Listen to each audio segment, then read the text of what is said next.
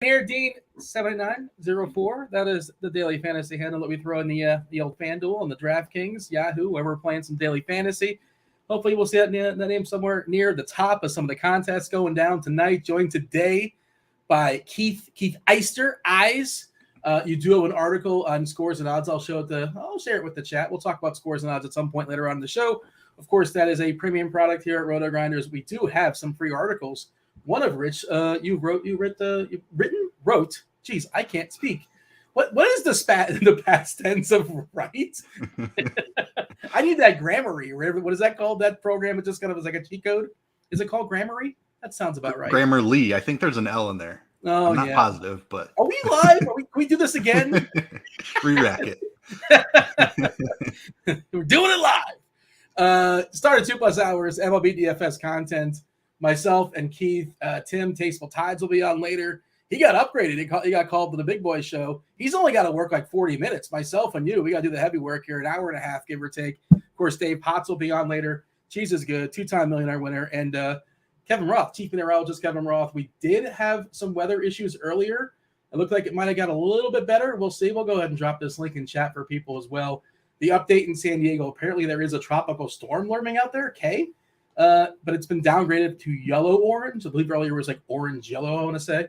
But we're still going to keep an eye on that. That is a late game. And in Minnesota, it's orange-yellow. Roth, of course, will give a more pertinent, a better update, in about an hour and a half. Where with more information, he'll give some more clarity, hopefully. And we'll see what's going on as far as those games. But, Keith, we were talking pre-show briefly. Of course, there was some football last night. But I guess there's some UFC shenanigans going down. You do some UFC content.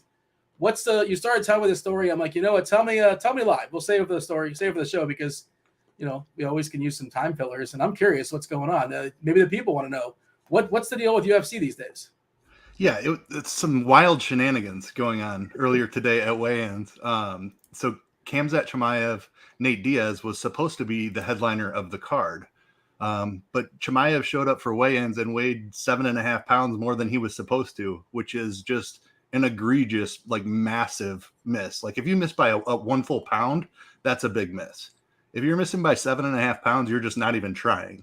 So I don't know what the deal is exactly. I haven't had time to dig too deep into it, but basically what the UFC is doing to keep the card on, they're swapping the top three, the last 3 fights of the night, which are generally the best fights of the night. All 3 of those fights are swapping opponents. Wow. So it's insane. Alan was asking me in Slack, how to describe that in basketball or baseball terms. And there's really no good way to do it. It's it'd be like if the Mets and the Yankees were both playing in New York and both teams had to, they were playing, say, the Rays and the Phillies or whatever. They swapped teams, had to use a different starting pitcher, but then one of them couldn't use they had to use their AAA team instead of their major league team. It's just an absolutely bizarre scenario. Never seen anything like this.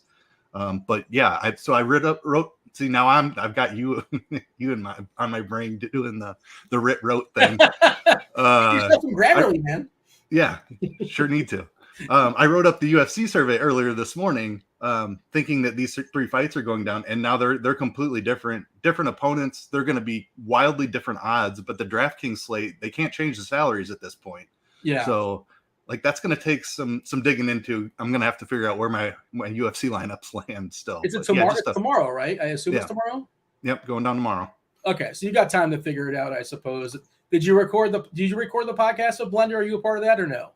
No, I don't generally do that. That's Mike H3 Buddha usually does it, and Liam is on there at times. Okay, but you do written content, and isn't it the best when you just finish your article and then out of nowhere it's everything you just wrote is a mess and it's worthless. Try again. Yeah, I mean I do it for NBA too, so I'm very much used to that happening. It happens once a week at least in NBA, so don't generally see it for UFC. There's sometimes some people that miss weight and fights get canceled. During COVID, obviously there was a lot of fight cancellations, so it's not uncommon, but definitely for the 3 main fights on the card to get completely reworked is definitely a new precedent. And the cut and weight thing, I've seen some stuff on it. I'm sure the way they cut weight and the way they do it just seems, I don't know. I'm not privy and I'm speaking from ignorance, but it just feels like there's probably a better way of doing this. The way a lot of them cut weight, and then they gain it right back for the fight, like 3 or 4 days later. They get to 7 or 8 pounds, whatever it is. And like you said, you're not even trying if you're 7 or 8 pounds overweight before 3 or 4 days before the fight is. It feels like it's kind of a mess, but I don't know. Is there a solution for that? Am I just making stuff up? I don't know the solution. It's definitely a very odd. I don't know what the word is for it, but yeah, the way they do it, like it seems like there's a better way. But I guess like what you weigh is a massive factor in how a fight plays out. So you need to have some way to keep that semi-fair. But there's certainly an advantage if you're really good at cutting weight. And I mean, Chimaev hasn't generally had too many problems. So I don't know I don't know if there was an injury in his camp or what's going on exactly. But like 7.5 is just an egregious number. You didn't even try. Yeah, and now I'm sure it's gonna make ownership. Everything's just gonna kind of shuffle around. I assume the salaries are all the same, but I guess it makes for an interesting slate. And if you're good at adjusting on the fly and figuring stuff out, maybe you can use it to your advantage. I suppose that is going to be the approach. By the way, football happened last night. Did you watch the football? I did. Those Buffalo Bills looked mighty good. Yeah. Either the Los Angeles Rams offensive line has some issues, and I know Whitworth is out, but like the Buffalo pass rush looked really good. So I don't know if that's a staple and if Von Miller is making that big of a difference, but they had some other guys, like their edge rushers were just getting tons of pressure on Stafford. So I don't know if the Rams have an issue on the line or if Buffalo's defense is just that good, but what a performance by Buffalo. Yeah, they're the favorite coming into the season, and they definitely looked at last night. Whitworth, he's retired, right? It's not that he's injured. He's done. Yeah, I believe he did retire. Yep. So he was gone from the team from last year. And I feel like I saw this note on Twitter about not just that Buffalo had 7 sacks, but I think they did not blitz once, which that seems, that seems especially impressive for having 7 sacks, not blitzing one time. Assuming that was correct. It's just one game. You don't want to overreact. And like I was saying on Twitter last night, like just not even fantasy, but just real life, like there's Mahomes, there's Allen, and there's everybody else as far as the quarterbacks in the league. Yeah.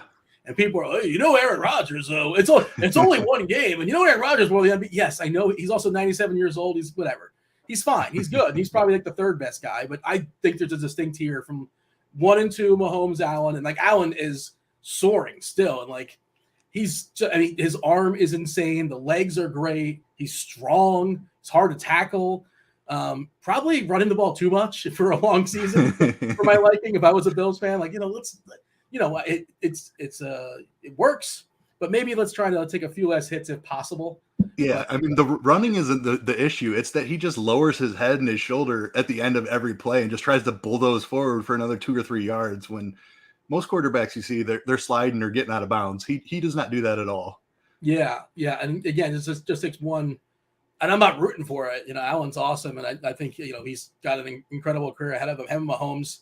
Those are the two, and then there's everybody else. And yes, Rodgers is still whatever. And who else were people throwing at me? Herbert, if you're going to give me the next 2 or 3 years, I would take Herbert. Probably. Yeah, I'd put Herbert in the conversation before I put Rodgers. Like, we've seen the best from Aaron Rodgers, right? He's on the downside of his career, where Mahomes and Allen, they're still getting better. So, and I'd put Herbert right there in that conversation as well. So somebody in the chat's like, hey, he's the back-to-back MVP. What do you mean he's not as good as he used to be? Let's see how he does without Devontae Adams. I'm really curious to see how this plays out. Yeah, we'll see. They're going to run the ball a good bit apparently this year. We'll see with their 1 and 1A combination. What are you doing for NFL wise as far as content? What do you have? What are you locked in for? Are you doing showdown stuff? What kind of content are you doing for football this year? Yeah, so I've got the rankings up for the main slate now. Find those over in our consensus value rankings. I'm doing some showdown content, expert surveys, and I'll be on either the pre-lock show or the lineup HQ show 1 or 2 times a week, depending on what the schedule is. It's a little wonky right now with baseball. I'm on baseball projections a couple days a week, so schedule pretty tight right now. But once baseball ends, it'll free up a little bit, and I'll definitely be on some of those showdown slates. Wait, what do you do for projections? You're doing the projections for what, as far as ownership or as far as fantasy points, or what? What do you do projection wise? Yeah, so the lineups that get tweeted out every day. Yeah. And then updating them in lineup HQ. I'm working the back end of that on Monday and Thursdays. So when I'm sitting here and I'm like, all these ownership projection looks right, but this one's wrong. Am I calling you out sometimes? Not ownership. Ownership projections are Tuttle most days. Okay. Or right. Jamino. So you're calling those 2 guys out when when you're saying that, but Like yeah, no, 95% it's of the the time they're RG right. premium projections is what I'm updating when lineups come in. Like Jamino has the algorithm and everything built behind the scenes. It's not like I'm the one out here generating the projections, but definitely involved in making sure the lineups are correct and that all the projections look right. I'm told the algorithm was just a hamster on a wheel. That's what I thought. Is that not true? Is that it's actually a real algorithm? In the chat, Gator Nation saying all the Rodgers hate is troublesome. And is it hate to say this guy's not one of the two greatest people in the world that is his job? Like, it's not. That's not hate. Why can't I just elevate those two and say those two are spectacular? Rodgers is good. He's just not as good as these two guys. He's like the fifth best person in the world at his job. I hate him. Like that's I don't know, man. I did, and Esteban in the chat, let's go Green Bay. He's got a Green Bay logo going. And again, I don't hate the Packers, but I do. You're a Bears fan, right? I am. Yep. Oh man. Well, you want to give me a quick outlook as far as the Bears? They Nope. haven't lost yet. No. Yeah. No, I mean the offensive line is a disaster. I don't know how a young quarterback develops behind that offensive line. They didn't really add any weapons for him to throw to either. So I think I'm cautiously optimistic on Fields. I think it's going to be a rough go here while they figure out the offensive line. They've got a couple of rookies they're excited about along that offensive line. Hopefully that helps, but I don't think it's going to go real well, especially here early in the season. The number 2 receiver is Byron Pringle, Equanius St. Brown. I don't know if he's 2 or 3 or how you want to do that. But, yeah, they really are not setting up for success. I know they're expecting Mooney to take a step forward. They're expecting Kmet to take a step forward. Yeah, Mooney and Kmet are legitimate, but they're like Mooney is an excellent wide receiver too, in my opinion. Kmet can be a solid pass-catching tight end, but they don't have a true wide receiver one. Like it's really disappointing. Like obviously Allen Robinson wasn't the answer. Speaking of performances last night, where did that guy go? Yeah. I thought he was you don't want to freak trolling. out, but yeah, what a disaster. And the last play of the game is like, oh, here's some false hope. He might get another garbage time touchdown. Did he even try? Or it doesn't matter. I thought we might get a bailout touchdown in the last play, but it did not happen. And who knows? We'll see. We might by week 10, it might be something we completely forgot about. And he's fine, but it wasn't a good first impression. We can say that, right? Definitely not. And the Bills didn't have Tre'Davious White, so I'd be concerned if I was a Robinson owner in fantasy football. Yeah, and of course the Buffalo side, UCF's Gabe Davis looked really solid. McKenzie looked good. Diggs looked good. Buffalo just looks really, really solid out there. Cooks did not, whatever, his rookie game, they don't necessarily need him, I suppose. He's just kind of an extra tool if they need to call upon him, I suppose. But hey, it's baseball season. We're still playing baseball. It's still happening. We're playing baseball for about another month or so. Last month of the year. Tonight, it's a big boy slate. There's a lot of money to be made. We've got a Coors slate, which is fine, I guess. I don't know if do we like the Coors slate? I'll tell you the really goofy thing. I'm not sure. You tell me. Are you playing Fanduel tonight or no? I'm playing Fanduel and DK. You playing both or just DK? I'm just on DK tonight. So I might throw a couple in later after the show, but currently just DK. Do you know what happened on Fanduel today? Are you aware of the situation as far as their salary prices? Yes, now that you mention it, I am aware. Wander Franco is going to be back, and somebody left out a 0, I think. A couple zeros, yeah. No, yeah, I guess this was one. They moved the decimal point. I was talking to somebody in the final. Tonight's our final tonight for Fanduel, and they did actually, which I think is a good thing. They scrapped their final and they resent it out and they moved the decimal point, and he's $3K over there, as opposed to being $300. Wander Franco, first game back for Tampa, not the greatest matchup there against Montas. Ballpark's fine, obviously, but dude, $300. Like you could make some really nice lineups. I don't know if you played DFS long enough ago, but Enrique Kike Hernandez, maybe 4 or 5 years ago, it was like $50 on FanDuel for some weird reason. But that's kind of even then, it wasn't against Kershaw or something. Well, I guess it wasn't Kershaw because he was on Kershaw's team at that point. It was somebody good. Yeah, it was a tough matchup at least. And he was aware of the situation. Somehow, a bunch of people were tweeting him about it, and he became aware of it to some degree. I don't know, but it was known that he was aware that he was going to be popular that night in fantasy. But I don't think he did anything. I could forget. Somebody tell me in chat. Well, there you go. Josh and Tat say he got 0 that day, and he was still in the optimal. All right. Well, there you go. That makes sense because it's the only way you can build that lineup construction. That's why we talk about lineup construction so much. Yes. It's lineups, not players. Michael in chat is saying, I remember this too. Remember Chris Davis when he was batting like 12 or 50 or whatever he was hitting? He was free basically on FanDuel. They could not give him away. Oh man. I guess did they DFA him? Did his contract run out, or he just eat that contract? I feel like he had more years on it, but or is Chris Davis still somewhere? He's not anywhere, right? I think he officially retired. I'm sure he got like injury settlement or something. Like he was dealing with back injuries for years, right? I'm not sure what the status of the contract is, if they're still paying him or not, but he signed is that right? He signed a 15-year, $42 million contract? What? Wait, 15? No. Okay, hold on. This is so weird. That's got to be his career earnings. 15 years, 42 million. Sportac is Spotrac? Geez, Spotrac. Is that how you pronounce it? Yeah. They're like the authority for this, right? Yes. That's like always the go-to, and it says 15 years, 42. Unless they restructured something, they might have restructured. Maybe that's what they did. 2023 through 2037. He's like the new Bobby Bonilla. He's making like so $9 million in 2023, $9 million, and it progressively goes down to like $3 million and 1.4 and in the year 2036.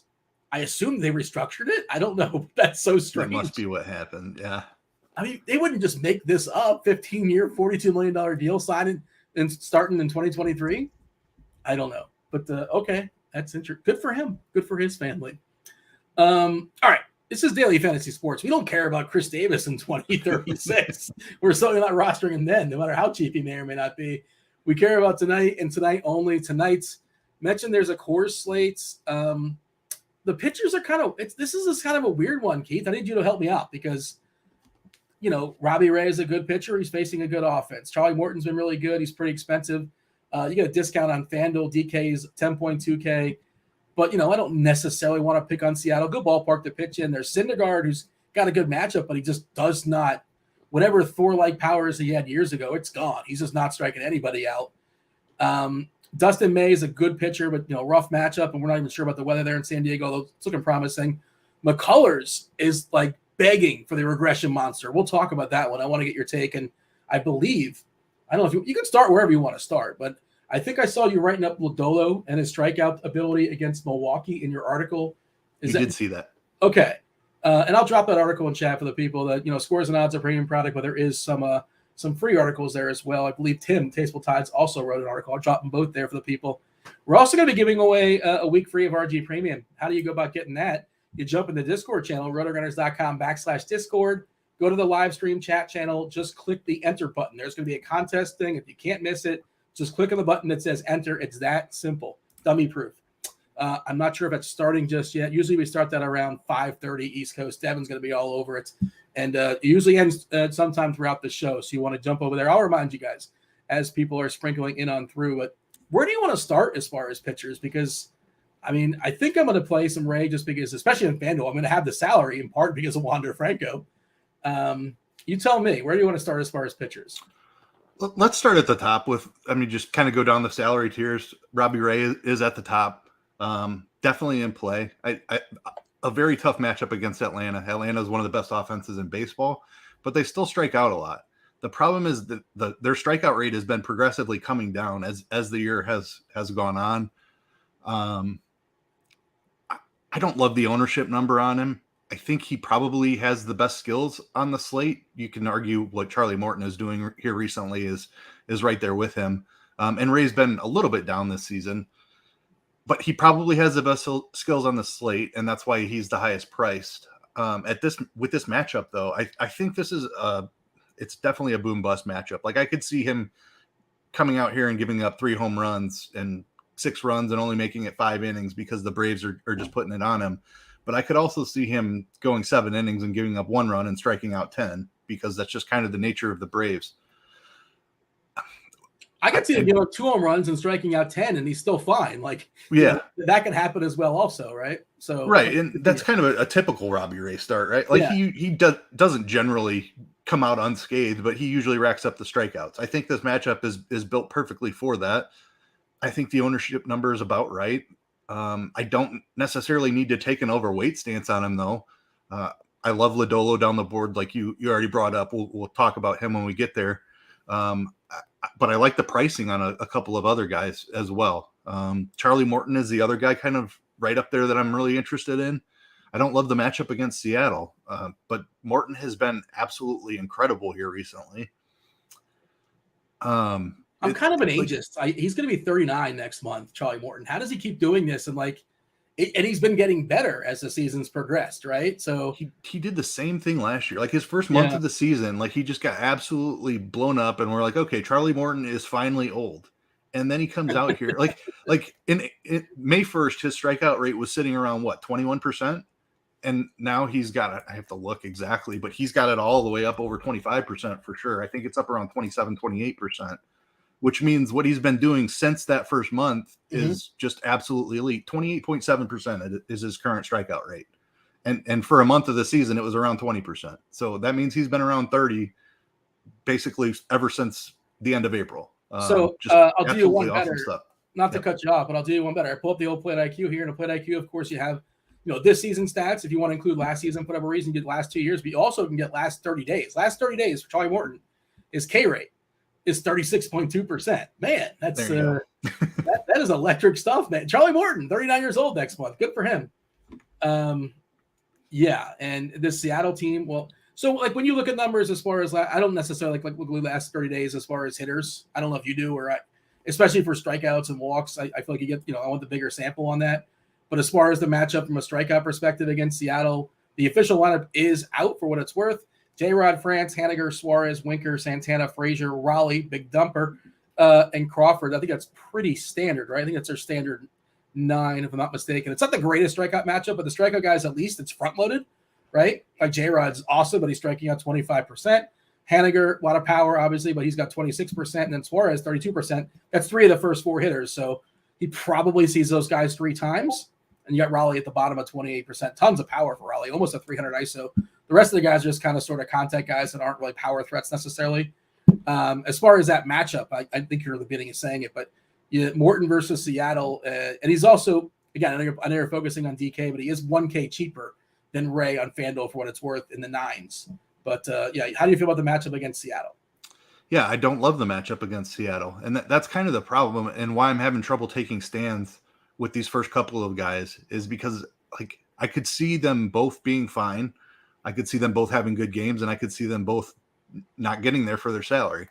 I think I would definitely play Morton at a cheaper price tag over Ray, just because the Seattle matchup is slightly easier, slightly safer, I would say, than the Atlanta matchup, but probably more upside with the Atlanta matchup. So difficult to say, but like we were kind of talking about, Morton has been a different level of pitcher the last couple months as well. So maybe Morton is just better than Ray. But I don't know that for sure. So I'm kind of just matching the field on those two is right now how I have it. You've talked me into a little bit more Morton, I think, than I originally was planning on having. And that's just kind of how this entire slate is outside of one guy for me. But it's just like, there's not a lot to love. There's you can like a lot of things, but to figure out where to take your stands is a little bit difficult because there are flaws in each one with each one of these guys. Just check it out, see what's on the chat's mind. If you want us to talk about a pitcher we're not focusing on for whatever reason, feel free to throw it out there. I got my eye on the chat. If that's pertinent to the conversation, we'll make sure to elevate it. Yes, Bill, I am bearing the lead. Of course, it's the we're not talking about it, but we should be. The Golden Knights, the start of another national championship season. Well, they're 1-0. They beat like South Carolina State or something like that. But they got Louisville tonight, I believe, on ESPN. Do you care for the college football? Is that your thing or not so much? I don't follow it terribly closely. I'm generally busy with UFC on Saturdays and other content and things like that. But I pay attention when I can. I watch highlights for sure, but I don't have like a rooting interest or anything. Yeah, I don't get to follow a lot as far as the games, but I do follow my UCF Knights. Are you close to Arizona State? Yeah, I'm very close to Arizona State. All right. Arizona, one of those Arizonas is known for being a big party school. Maybe it's both of them. I think there are party schools out there. Both are up there. Arizona State is definitely the party school. Is that the one that Gronk went to? I think it was Gronk's school. No, he went to Arizona, actually. Okay. There you go. Well, maybe that. Yeah, I think they're both up there in the power rankings for sure. So who's the guy? It's funny. Is it the guy you really like? So I'm guessing it's one of two. It's either Lodolo, you like as far as a K perspective, right? young fireballer there for Cincinnati. And the one that makes everybody squeamish and makes me squeamish, and he's going to get a bunch of ownership, and he's, kind of cheap. You look at his name, but he's been up and down all season long. His team's been up and down all season long. Is the guy that you really like, is it Lodolo or is it Giolito?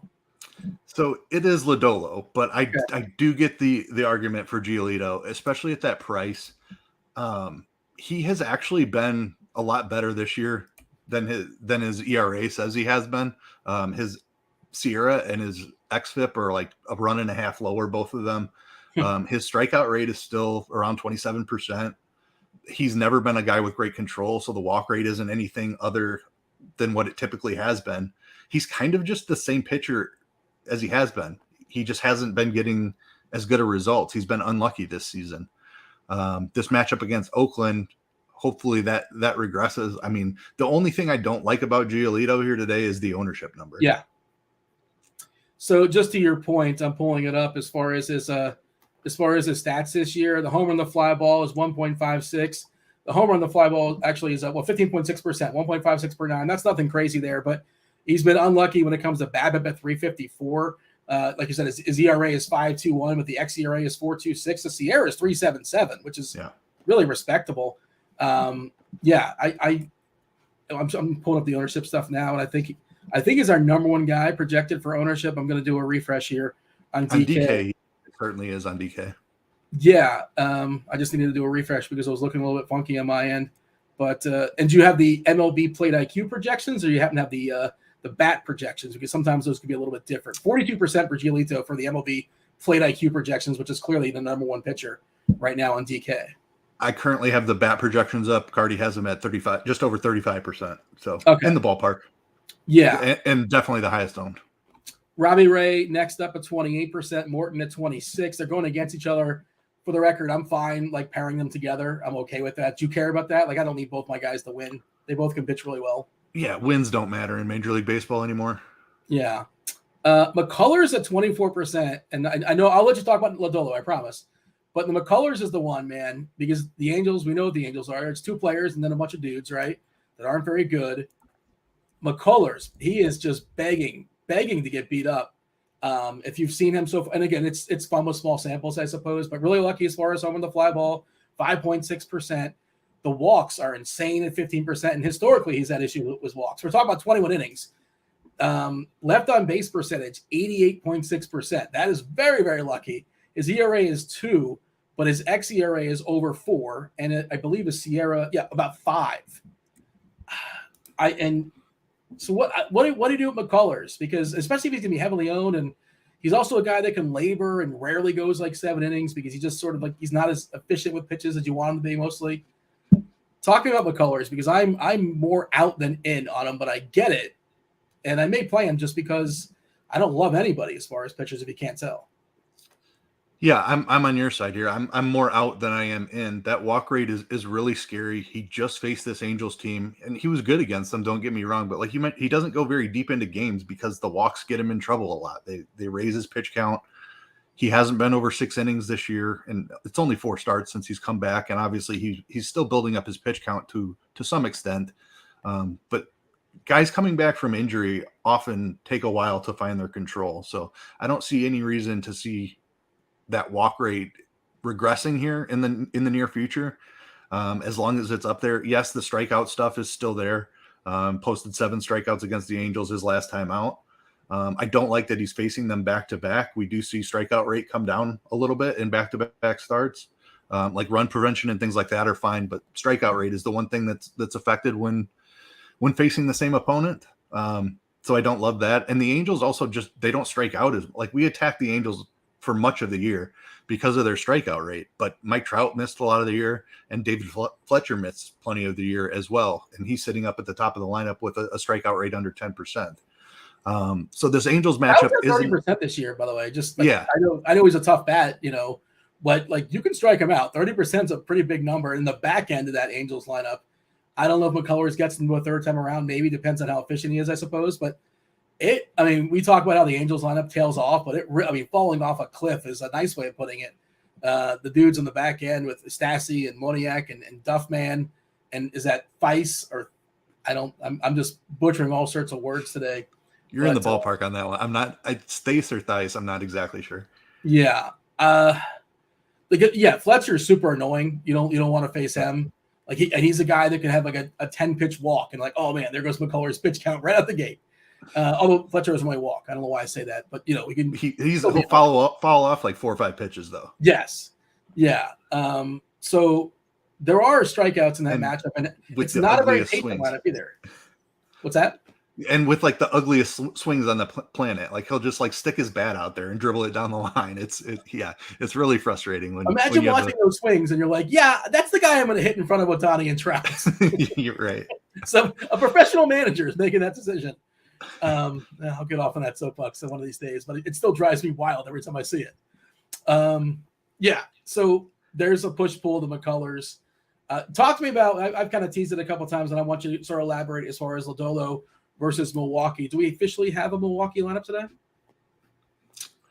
Don't believe. Oh, yes, we do. Okay, there you go. Brousseau cracking that lineup.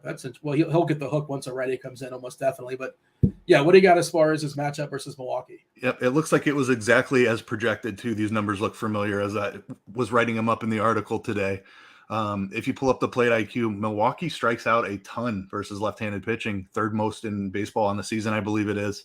This lineup today is even more strikeout heavy, 27.9% versus lefties.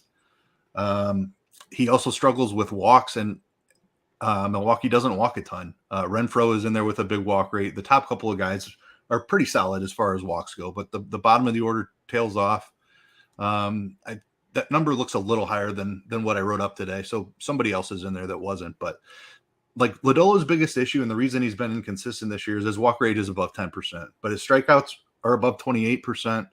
And he, like with young pitchers, we're typically concerned about them going deep into games. He's been over 100 pitches on multiple occasions this year. He's averaging like 94 pitches a start or something like that. So he has a full leash. The strikeout matchup is great. Milwaukee's really been struggling here recently. They've completely fallen out of the division race. I think they're 8 games behind. I'm just not sure what they have left to play for, and they're just not very good at this point in the season. So I'm not sure how widely known it is how great this matchup is, but I absolutely love this matchup. I believe in Lodolo's talent. That strikeout rate is real, and I think he can go out and dominate today. Well, isn't Milwaukee they're playing for a wild card spot? According to the 538, they got a 40% chance to get a wild card spot. That's something that's worth playing for? I know they're not going to win the division, but that's still something, right? Should they be playing hard?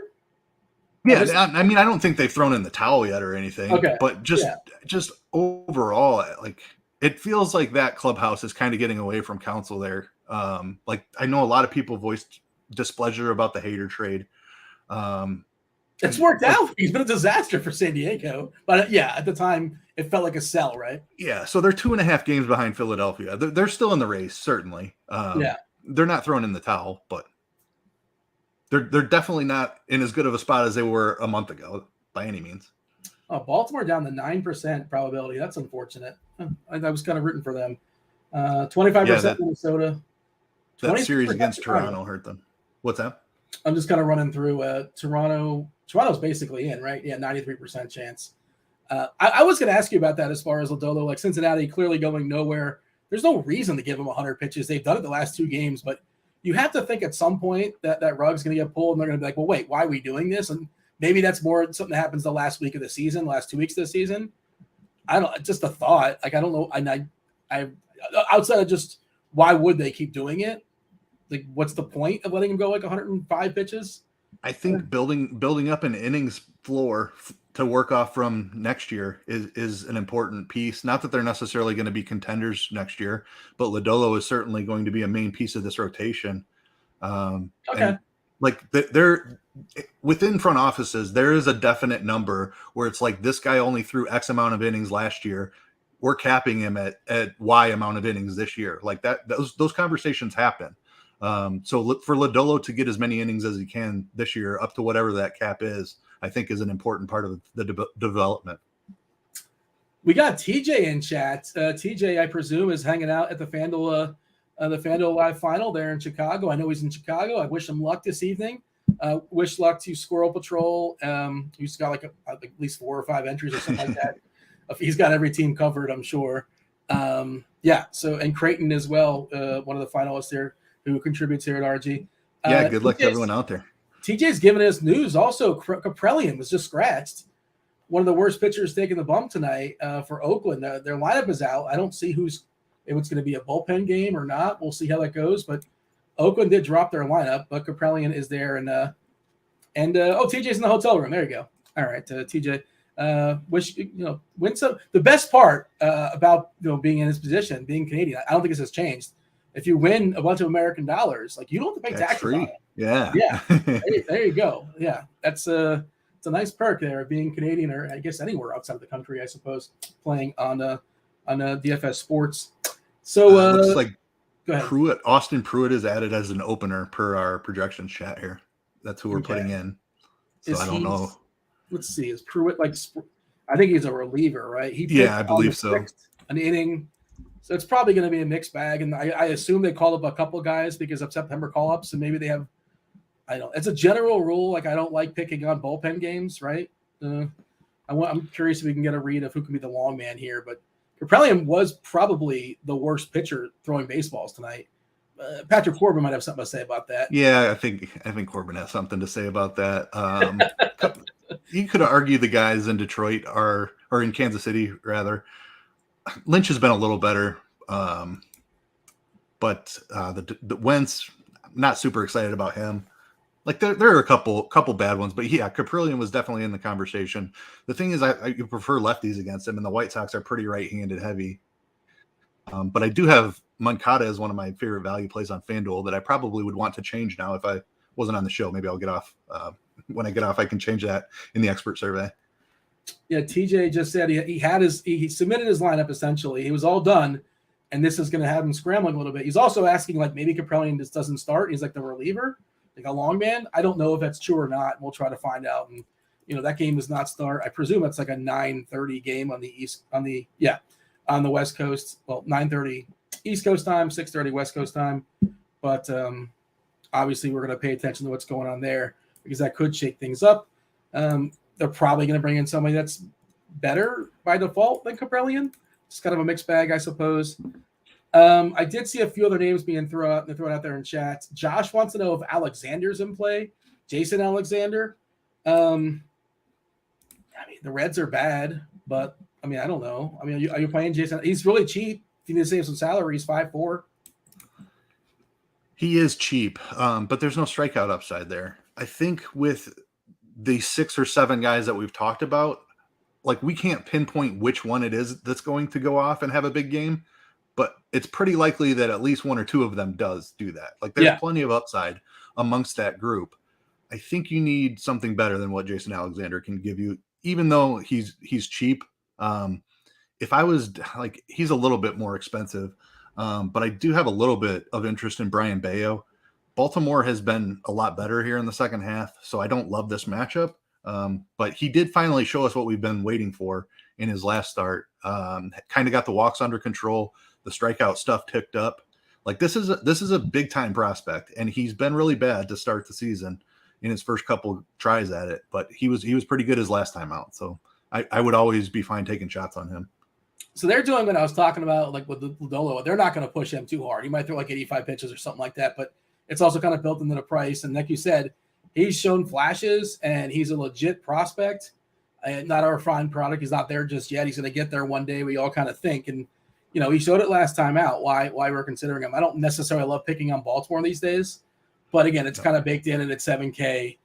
I'm fine with it. Is that the cheapest you'll go as far as an SP2 or any starting pitcher on I guess it's SP2 by default, on DraftKings, or is there somebody cheaper than Bayo, less than $7K that's in your pool? That's as cheap as I'm personally going, and I'm not doing it even a ton with Bayo. I think, who was the guy I was just Lynch is in the conversation because of how bad Detroit is. Obviously, they're worse against righties, but they're still really bad against lefties as well. Lynch has been okay here recently. Another formerly big prospect who hasn't quite figured it out yet, but there's some strikeout upside there for Lynch. Yeah, just kind of going through it, see if there's anybody else in that like less than 7K. Lorenzen's a no. Kaprelian was a no already, but then he's looks like he's not pitching. Zach Davies versus Colorado, I think that's a no. Bundy, weather issues, he is really cheap, I'll give you that. But you don't really like to pick on Cleveland because they're super contact heavy. And also Minnesota is just not going to push Bundy. He's going to throw like maybe 70 pitches or something like that. So he's a no. So this is interesting. I have not seen what the temperature is. Texas has the roof open today, which I feel like they never have the roof open. They got a retractable roof in Texas. They paid for it. They might as well use it. Yeah, I can't imagine it's less than 90 in Texas today. What is the heat in 90 that they're like, screw it. The AC is costing us too much money. What is the temperature today in Texas? It's got to be like low 80s or something, right? They wouldn't just bake their fans and their players, I wouldn't think, but I just thought that was interesting. We just never see it open. I don't. Maybe the beginning of the year they had it open for a brief time. Yeah, it's currently 89 there, for what it's worth. Okay, so maybe we maybe Toronto is just kind of sort of somewhat sneaky, or even Texas on the other side. I would imagine like sometimes these ballparks doesn't work that way, and the way the ballpark is configured. And I think wasn't Toronto did some sort of weird thing depending on. You never really know. I know there's back panels for Miami. San Francisco did something weird too. Yes, and during the pandemic area, like where they didn't have fans in a certain part of the ballpark, it changed the way the winds were going. And do we have playing hitter friendly? Texas? Yeah. Do we have? I think that's the old park you're thinking of that had. Old Texas Park when it was blowing out, it was bad or something. Yes, and when it was blowing in, it was good because of the way the wind swirled. I think that was the old park, if I'm not mistaken. Yes, that was a fun park, by the way. I feel like it was.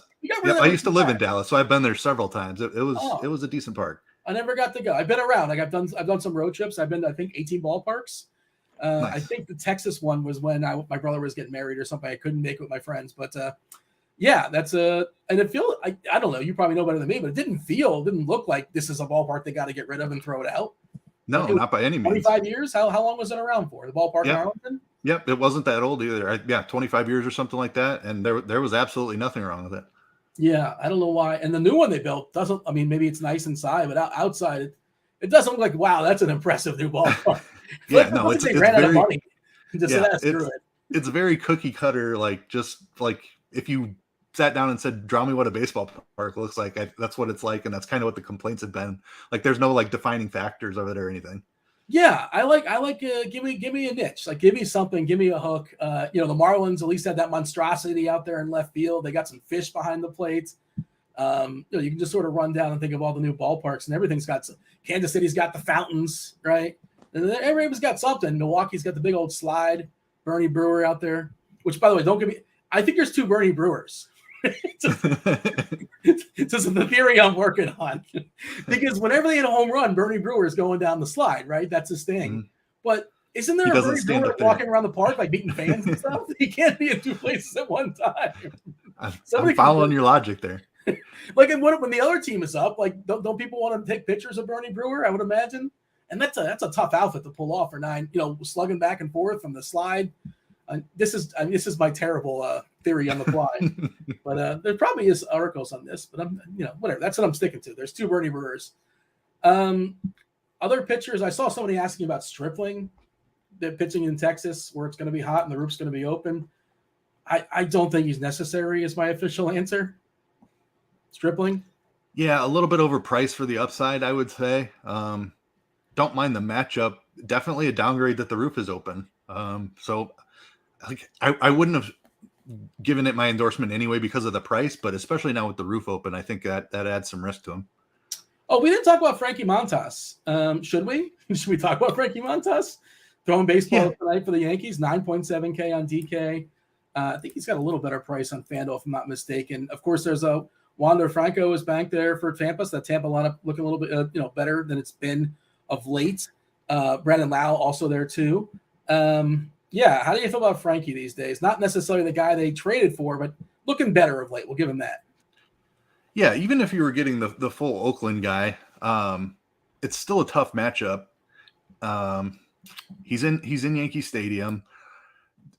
The Rays lineup is really improved with Franco back. Is like for the while Franco was out, and even when Lau was out, like we were attacking the Rays because there were so many strikeouts in this lineup. Now all the strikeouts are buried at the bottom of the order. Franco almost never strikes out. Harold Ramirez is back, who's a lower strikeout bat as well. So it's just not the same lineup that we've been kind of streaming strikeouts against. It's still fine. If it were in Tampa, I would have a lot of interest, but he's kind of just a guy that's in the pool today because there is some strikeout upside, but not a ton. And there's some talent in this Rays lineup with Franco back. What do we got, Montas, as far as ownership? Let's see. Fanduel wise, we got Montas. Yeah, so he's 8-9 over there, so a little bit more ownership at 7-8%, relatively speaking. I'm thinking, right? I'm guessing he's less than. Well, he's 16% on DK. Okay.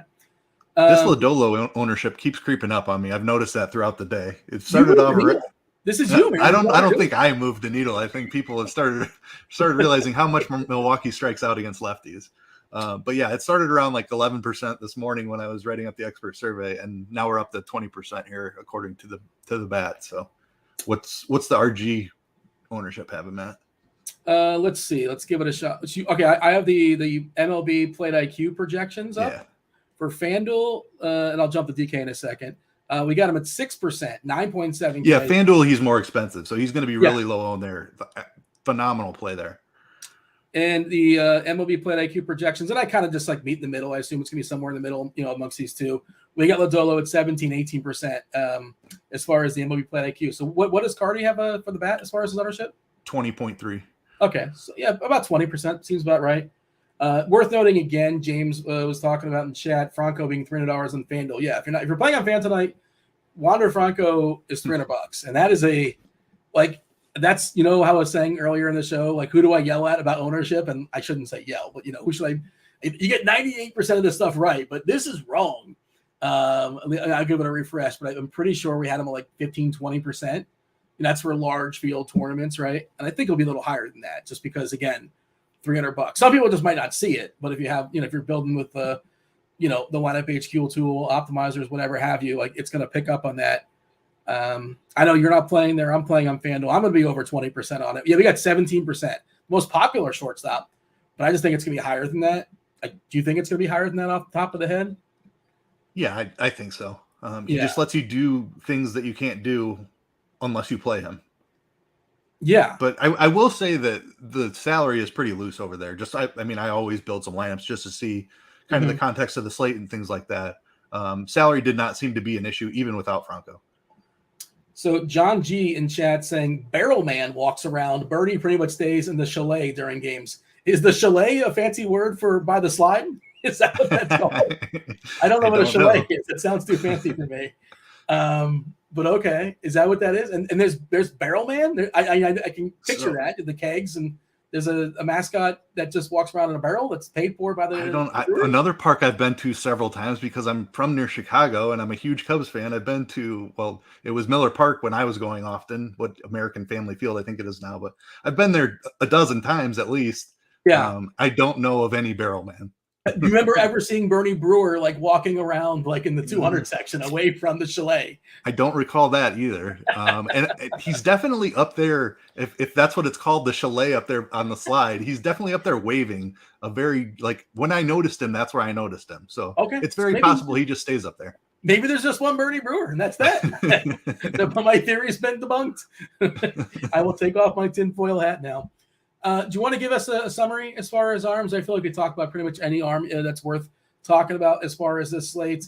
And we don't know about Oakland. They're talking about Oakland. We're waiting to see. But it looks like they have a scratch as far as Kaprelian. They have announced an opener, it appears. It's only going to pitch an inning or so, give or take. And I don't know what's going to happen after that. But if we find something out, we're going to do our best to keep on it. But as of right now, it looks like Kaprelian scratched. I don't think he's going to be coming in the second or third, but don't hold me to it. That's what we know as of right now. Otherwise, give me the summary as far as arms. Yeah, I think there's kind of 6 or 7 guys that are all very similar today. Robbie Ray and his strikeout upside against Atlanta, very risky matchup, but definitely has potential to rack up some strikeouts. Morton is kind of the same deal against Seattle. Morton has been incredible over the past couple of months. Strikeouts have really ticked up. He's right there in that same conversation. I would put Frankie Montas and Lance McCullers kind of a slight tier below those two, but still, like, it's really hard to differentiate these guys today.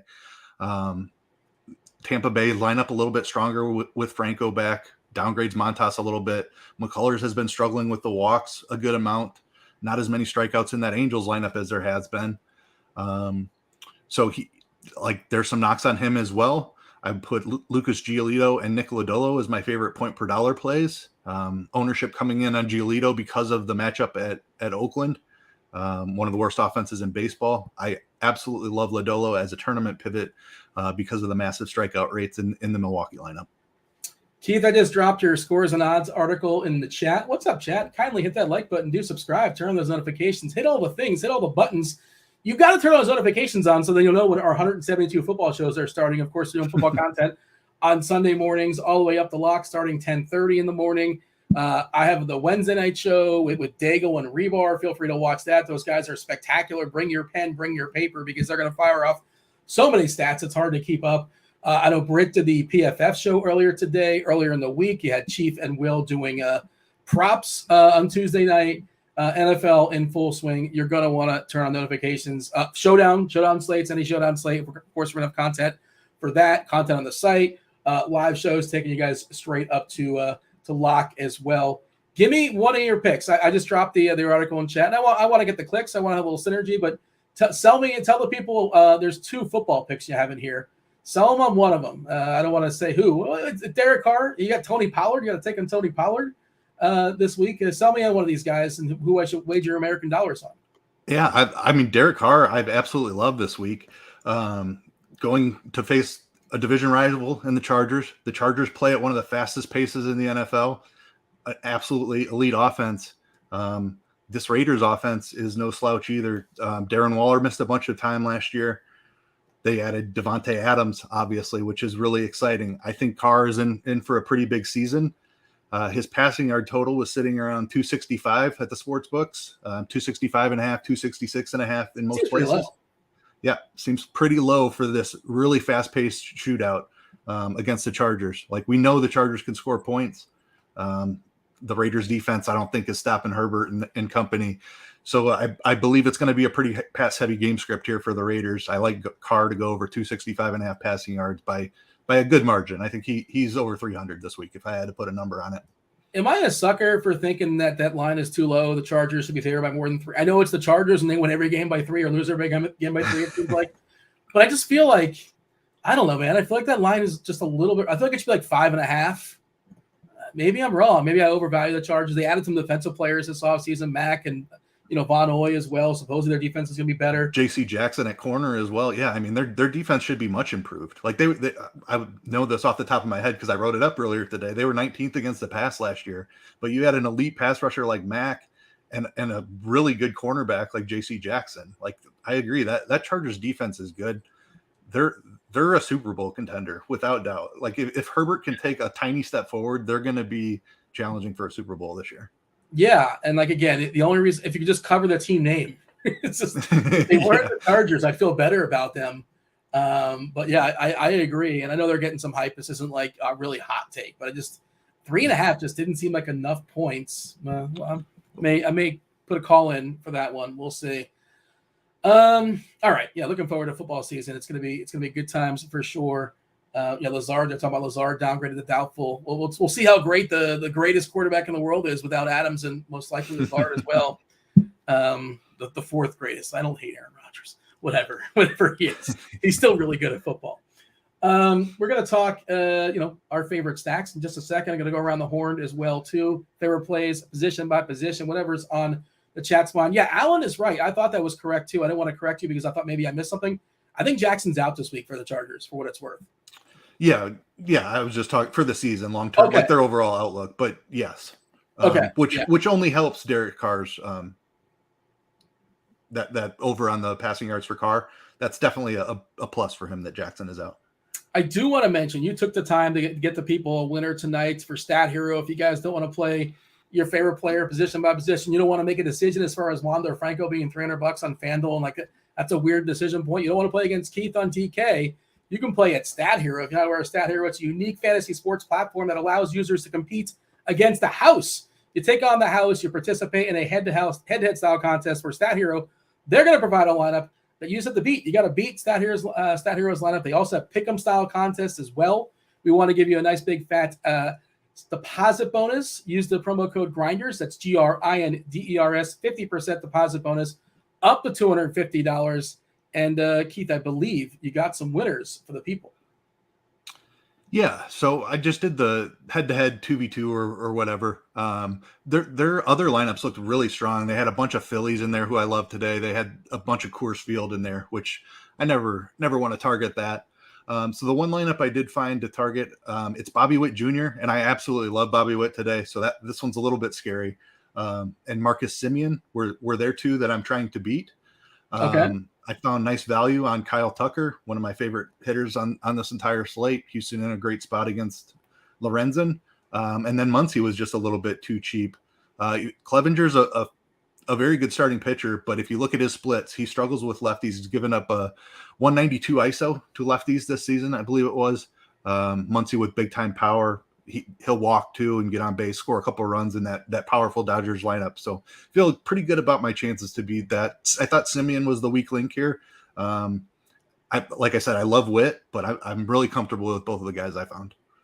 The roof is open in Texas. Yeah, that's a good point. I did not know that one. I mean, I don't know. I'm curious if Roth will be able to give us an answer on the fly. And again, ballpark to ballpark, you never really know.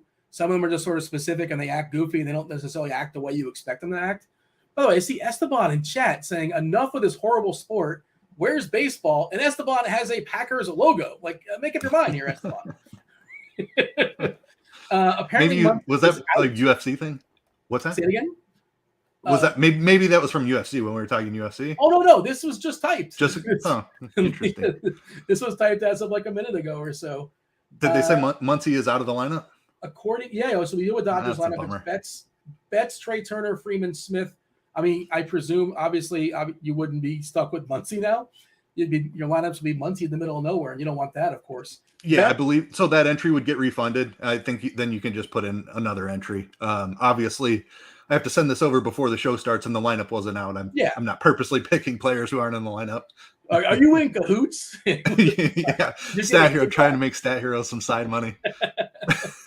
Betts, Trey Turner, Freeman, Will Smith, Justin Turner, Joey Gallo, who has got to be super excited about the shift going away next year. Yeah. We'll talk about that next year, I guess. But is it officially gone? I haven't really fully gone into the details, but I guess they're suppressing it. Officially official, I think. I didn't read it either. I just saw the release that they were the changes were approved. I don't know if it's officially official, but yeah, I don't know how much it's going to suppress it to some degree. Thompson, Taylor, Bellinger, White Sox lineup also out. You got Elvis leading off. Moncada, Abreu, Jimenez, Sheets, Pollock, Vaughn, Zavala, and Gonzalez. And I believe Twins are out. Arise, Correa, Miranda, Gordon, Urshela, Gary Sanchez, Cave, Celestino, and Sandy Leon. So you got two catchers there. Braves just came out as well. All the lineups is coming out. Looks pretty standard. Acuna, Swanson, Riley, Olsen, Darno, Grissom, Harris, Ozuna, Grossman, I believe. Okay, so we got basically all of them coming out. That's good to see. You want to give your assessment as far as your favorite stacks tonight? If you look at our rankings, Arizona's number one across the board. If for no other reason, the fact they're in Coors, they have the highest team total. Dave will be on in a bit. Cheese is good. He'll give his thoughts as far as this, but he always likes to ask a good question. It's like, what if this game wasn't in Coors? What if it was in Arizona? How much would we care about it? How much would we care about this game if it was Colorado at Arizona? Marquez throwing baseballs against, I'm forgetting who's even throwing for Arizona. Davies. Yeah. So I guess your thoughts on that and just thoughts on the Coors game in general before we pick your brain for a couple more stacks. I mean, I think it's a big enough slate where they would be very deep tournament plays only. Neither one of them are particularly great starting pitchers, but neither one really gets blown up all that often either. And neither of these offenses are anything to be overly excited about outside of Coors Field. So if it was in Arizona, I don't think I would have very much interest in this game at all, which maybe is a case to kind of fade the two highest totals on the board. I guess Houston is slightly higher, but And the totals only being 5 in Coors Field is a kind of another indicator. Like neither of these are elite offenses. Neither pitcher is elite either. So it's just kind of a middling game. I don't think you have to go all out on it or anything by any means. Did you mention, I apologize, I was pulling up Ross weather. Did you mention the weather in Coors tonight? Because it's going to be cold. It's cold in Coors. I did not. And I don't think, I was looking at it earlier, this stuff, I think he updates every hour. It wasn't really showing up in Ross Weather Edge. Yeah, so 60 degrees with wind coming in at 10 miles per hour from right center. For what it's worth, in 55 previous games at this similar weather, just 55, the sample's not huge, but a downgrade of just 0.4% homers. So that's nothing. And an upgrade of 6.5% runs. Like my brain tells me like probably isn't good hitting weather, but at least in 55 games, it hasn't really affected things. Thoughts on that? Because again, I don't think that's good, but I don't know. Like I would say the altitude kind of trumps wind in Colorado. It's still good hitting because of the altitude. Is like just off the top of the dome. That's my initial thought on it. Shannon's just drawing out there when Robbie Ray is chalk, you're supposed to fade him. That was the old Dave Potts rule, right? Cheese is good rule for Robbie Ray, and you're supposed to play him when he's. Does that rule apply tonight? I don't know if it does. Yeah, I was gonna say, are we certain that Robbie Ray is chalk tonight? Like, it would not surprise me at all on DK specifically if Lodolo ended up at higher owned than Robbie Ray. That really? People are scared of Atlanta, I think. Yeah, interesting. I'm putting a refresh as far as our ownership, see if this stuff has changed. When I opened up ownership this morning and saw it at 11%, I was like, that's got to be wrong. Like, this is way too good of a spot for Lodolo. And like I said, it's been creeping up throughout the day, but it's still not quite where I think it should be anyway. I'll play him at double that if he's 20%. And like I don't think people like playing Giolito, but he's getting 42% ownership on DK.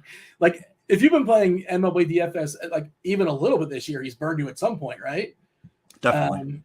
I know I've been on his strikeout props a couple of times where he just walks the world and gets some random home runs after he's walked 2 guys and doesn't work out.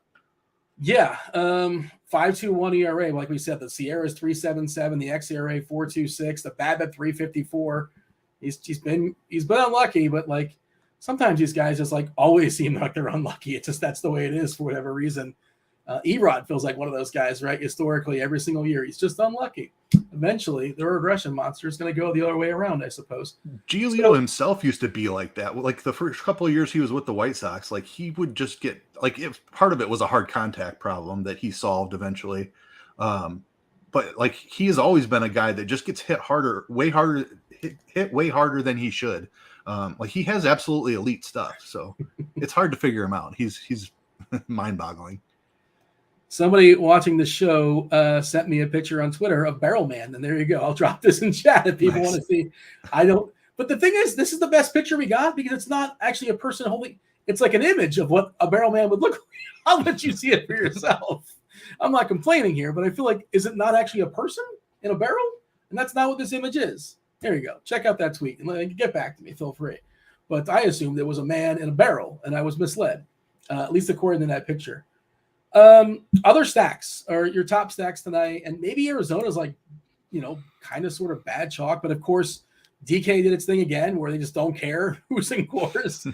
Like this guys are priced, the way they shouldn't be necessarily, and you're going to get inflated ownership on, somebody like Varsho, I suppose. The rookie, like one of the biggest prospects in all of baseball. Have you gone to a ball game just yet in Arizona? You check out? Are you all of a sudden like a pseudo Diamondbacks fan or no? No, I'm Cubs all the way. I have not been to a game this year, but I have been to Chase Field in other seasons. Yeah, like Corbin Carroll shouldn't be 2.9K, one of the biggest prospects of all baseball. Just some of the prices are pretty goofy. Walker at 4.5. That's like basically what he is all season long. Tremendous power there.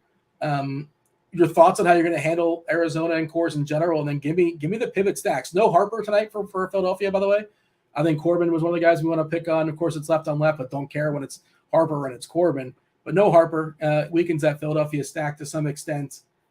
Some of your favorite stacks tonight. What do you got for me? I'm pretty indifferent on Coors. Like I don't have conviction either way. Like it's Coors, so I'm not going to try to talk anybody off of playing it, but I'm not excited about it. They won't be, I don't think, in my top 3 owned stacks. The pivot I absolutely love, and the chalk that I do think is good is Philly. Rhys Hoskins in particular. Alec Boehm is a little bit underpriced.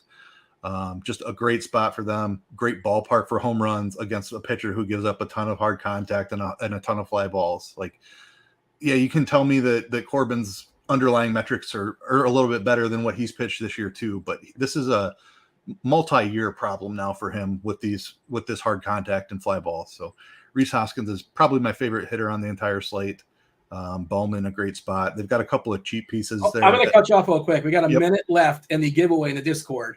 If you have not hit the enter button, you get 1 week free of RotoGrinders Premium. RotoGrinders.com/Discord. Just literally hit that button. It's right there. It says 1 week of RG Combo Premium. Click the green enter button. Very, very simple. Register there. It doesn't cost you anything. You get a week free. And that's not just baseball. That's all the goods. Every single sport you can think of with the exception of NASCAR. NASCAR's a la carte. Didn't mean to cut you off, but we had less than a minute, and, there's a delay. So I wanted those that joined us late to be aware of it. Jump in the Discord, and it's probably over now. So congratulations to somebody. We'll let you know in a second. Keep going, Keith. Yeah, all good. I think I said everything I wanted to say about Philly. They're my favorite stack of the night, over Coors.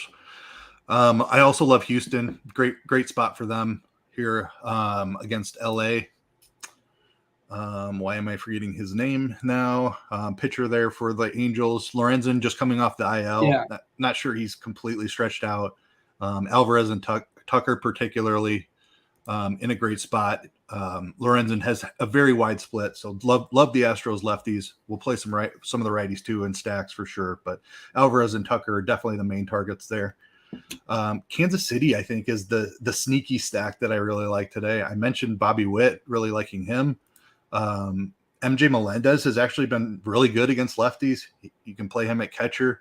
And then Sal Perez, if you want to play Melendez in the outfield. Sal Perez has crushed lefties throughout his entire career. I really love those three, mainly just those three, but it's pretty easy to make that a full stack. You've got some really cheap punt pieces that go in that lineup as well. Hunter Dozier is the first one that comes to mind, certainly. Michael A. Taylor's in the 5th spot, really cheap. So pretty easy to full stack Kansas City. Not scared of Wentz by any means. Who is his brother was in Fall Out Boy, right? Can you confirm that or no? I don't know that. It's possible. His brother Pete.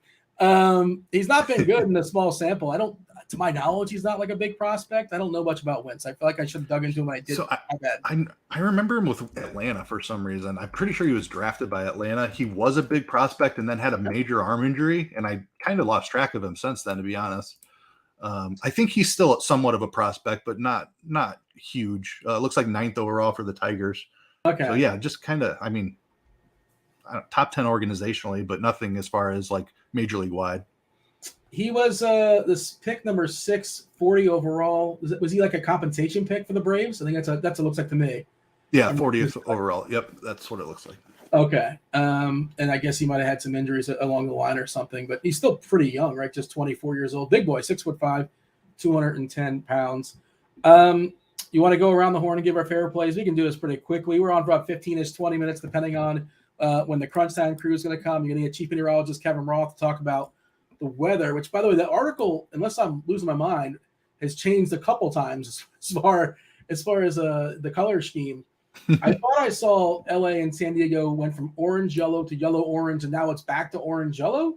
That seems to be what's going on there. A potential tropical storm out there in San Diego, green yellow in Colorado, and orange yellow in Minnesota as well. Roth will give you an update, a better update. And if you don't want to read, just stick around for 15, 20 minutes, and Roth will let you guys know what's going to go on weather-wise there. You also get TastefulTides. Tim will be here. He didn't win the $1 million, so he played a $1 million contest, so he's back. He didn't just say, screw y'all, RG, I'm out of here. You didn't give me your swag in a timely manner. He's back. So we got Tim, and we have, of course, Dave Potts taking y'all straight up the lock. Let's start at catcher. Go around the horn. If the chat has anything else to chime in on organically, we'll do our best to make it work. But, we'll do this rather quickly until we yield to the crunch time crew. What do you have as far as catcher? You got a roster one on DK. They won't accept your lineup otherwise, so you taking? Yeah, Phillies are the top stack of the day for me. So Real Muto hitting fourth there is a fantastic option if you can pay up. I just mentioned both of those Royals guys, Sal Perez and MJ Melendez. Really like both of them as well. Adley Rutschman has been outstanding in the second half of the season. So like the top tier catcher, I think is really strong today. I like all of those options. There isn't anything I love as far as a punt. If I was trying to save some money, I think Danny Jansen for the Blue Jays is okay. Eric Haas is probably my favorite at 3,200 with the platoon advantage against Lynch. Been really good against lefties in his career. So Haas for Detroit would be the cheap guy. Like maybe Riley Adams if you're going all the way down and just looking to completely punt it. I guess he's the 2K guy I would be looking at. Yeah, all the money in the world. I think it's Real Muto if I can make it work. Pick on Corbin, 5.6K is kind of pricey. Sal Perez, don't mind him versus Wentz at 5-1. Love Rutschman. Like I had this conversation with somebody the other day. Like, what is a realistic odd to put on him for? Like, I know it's so early, I understand, but like Hall of Famer. Is he 20-1? Is he 15-1 to be a Hall of Famer? Is he 10-1? Is that too ambitious? I don't know, but he just feels like he's going to be around for the next 15 years and just be pretty awesome for a large part of it. I know catcher just kind of wears on you over the years, but yeah, maybe I'm way early on it. I understand, but I think I'd bet 20-1 on him being a Hall of Famer right now if I can get it. Yeah, I think I would too. Like you mentioned, catcher wearing on him obviously definitely hurts his like long-term longevity is the word I'm searching for there. Yeah, but he can move to first base, and also being a catcher helps his chances to get into the Hall. They graded a curve. Yeah, I think so. First base on Fanduel. I mean, how do you not love Hoskins at 2.9K against Corbin? That price seems really, really cheap. I like that a good bit. Of course, the ownership reflects that he's the most popular first baseman over there. DK, he is a full 5K. You can make it work. It's not an issue, but you got to pay for him. What do you have as far as first base thoughts? As far as Hoskins, feel free to branch off from there. Yeah, Hoskins is one of my favorite hitters on the slate. Don't care what the ownership is. Playing a ton of him. I do like Freeman as a pivot. I just talked about Clevenger when I was talking about Muncy. Like he's given up plenty of power to lefties this season, and Freeman is significantly more than Hoskins. So I think you're getting a pretty good ownership number on Freeman today. Obviously, CJ Cron is in Coors. Christian Walker is in Coors. Both of them are great options. You can play Vlad in any matchup. Vinny Pasquantino is back. I just noticed that. He's lefty today, but definitely a guy we're excited about long term. So and he's really cheap. So I don't even mind the lefty on that. That's a nice little bump. Friday also. You got to factor that in. There you go. And I love the Royals already. So man, I'm going to play some Vinny P. You don't have to play Ryan O'Hearn, thankfully. Yes. He's the worst. Let's jump over to second base, keystone position. Who you liking as far as second tonight? I'm pulling up as far as our ownership stuff, what we're projecting. I'm looking at DK specifically right now. We have the most popular second baseman being Ketel Marte batting second versus Herman Marquez. McMahon, the other side of that game versus Davies leading off is 4-8. Rojas leading off, of course, for Arizona. So like our three most popular second basemen on DK are the dudes in the Coors Field game. You got Gene Segura, who's been not spectacular, but he's facing Corbin and he's bumped up in the lineup in the absence of Harper. Where are you looking as far as second base tonight? Yeah, second is typically a weak position, but I actually don't mind it. Obviously, Arizona having multiple options there, being in Coors Field, is a slight bump right off the bat. Segura is fine. He's not a priority for me or anything, but he has been better against lefties. Altuve is the guy I really like. Expensive. I like lefties better against Lorenzen, but I mean Altuve, just the most talented bat at this position. I think that's pretty clear to say. I will play some Gunnar Henderson as well. Just a super talented prospect. He's still underpriced for his talent level. The guys in Coors are fine, but they're not priorities. I want to make sure I get a little bit of Altuve. I like Henderson as a one-off, or pair him with Rutschman, and then Segura and my Philly stacks are my main guys. All right. Yeah, second base, like you said, kind of a wasteland, but I do like spending up on Altuve. Historically, it's been like the last so many weeks, it's been a wasteland. A little bit better today than it typically is. Yeah. Fuller slate as well. Who do you have as far? Well, let's give a shout out to. We got a winner in the Discord channel. We got MT Red Sox 16. Just won yourself 1 week free. RotoGrinders Premium. We typically give this away during the live shows like Monday, Wednesday, Friday. Don't assume it's going to happen, but that's typically when they go down, 5:30 to 6 o'clock. That's kind of when we run them. That's when you jump in the live stream chat channel. So check back on Monday. Well, again, no promises, but I assume we remember. We'll probably be doing it once again on Monday. Tell me who you like as far as the hot corner third base this evening. Yeah, I mentioned Bohm already, 4,700. Like, it's more than we were paying earlier in the season, but he's kind of figured some things out. He's put together a nice season, actually.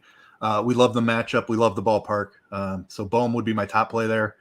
McMahon has eligibility in Coors, certainly in play. Play Devers in any matchup at any time. Bobby Witt, somebody I talked about. Probably prefer him at short. Can play him at third as well if you prefer. Rojas and Coors. And then my favorite punt is going to be Hunter Dozier. I like this Royal stack, and he's 2,700 on DK and super cheap on FanDuel. I don't have that right in front of me, but he's low 2Ks on FanDuel also. I was going to say people are going to probably consider Brousseau if they want to punt, or if they're stacking Milwaukee. You don't necessarily want to pick on Lodolo, but I pulled up Derek Carty's The Bats, and basically whenever a righty comes in, Brousseau seems to get the hook. He's projected 52% chance of getting pinch hit for what it's worth. Lewis Brinson at 54%. Well, if he keeps hitting home runs, yeah. I've not seen San Fran's lineup. Is he still leading off for them these days? I assume he is. Is the lineup out? Is it not out? I forgot they're even on the slate. Full disclosure. Wait, are they in a different slate? They're not on the slate. I don't think they're playing right now. I think against the Cubs. I have all the games loaded up, and I made the mistake of not clicking the 705 slate, so I just kind of goofed on myself. But there you go. Oh, the first name I see in here, I'm curious because I want to get your thoughts on it. It's an outfielder. It's Yordan Alvarez, and it's one of those things that I don't know. Is he hurt? He's playing. He's got a hand or he's got a wrist, right? He's not homered in a month. Is that because he's hurting, or is that because of variance and he's just in a little bit of a funk and whatever? He'll be fine. And the matchup's good. You talk about Houston. And also, DK, you got to pay kind of full price for him on FanDuel. He's 3.7 or something, maybe 3.9. What is he on FanDuel? He's priced out over there. He's 5.6 on DK. On FanDuel, Yordan Alvarez. Yeah, which you just don't really see him that cheap. He's usually mid to low fours. What's your official Yordan take? Because the machine's going to tell you he's fine because the bat doesn't quantify if he's hurt or not. But your eyes and the recent game log, I don't like to freak out over that, but you could justify a reason why he hasn't homered in a month. Yeah. Anytime there's an injured list involved around struggles, I tend to put a little bit of weight in that. He's still a great hitter, and he's obviously fine enough that the Astros feel comfortable with him in the lineup.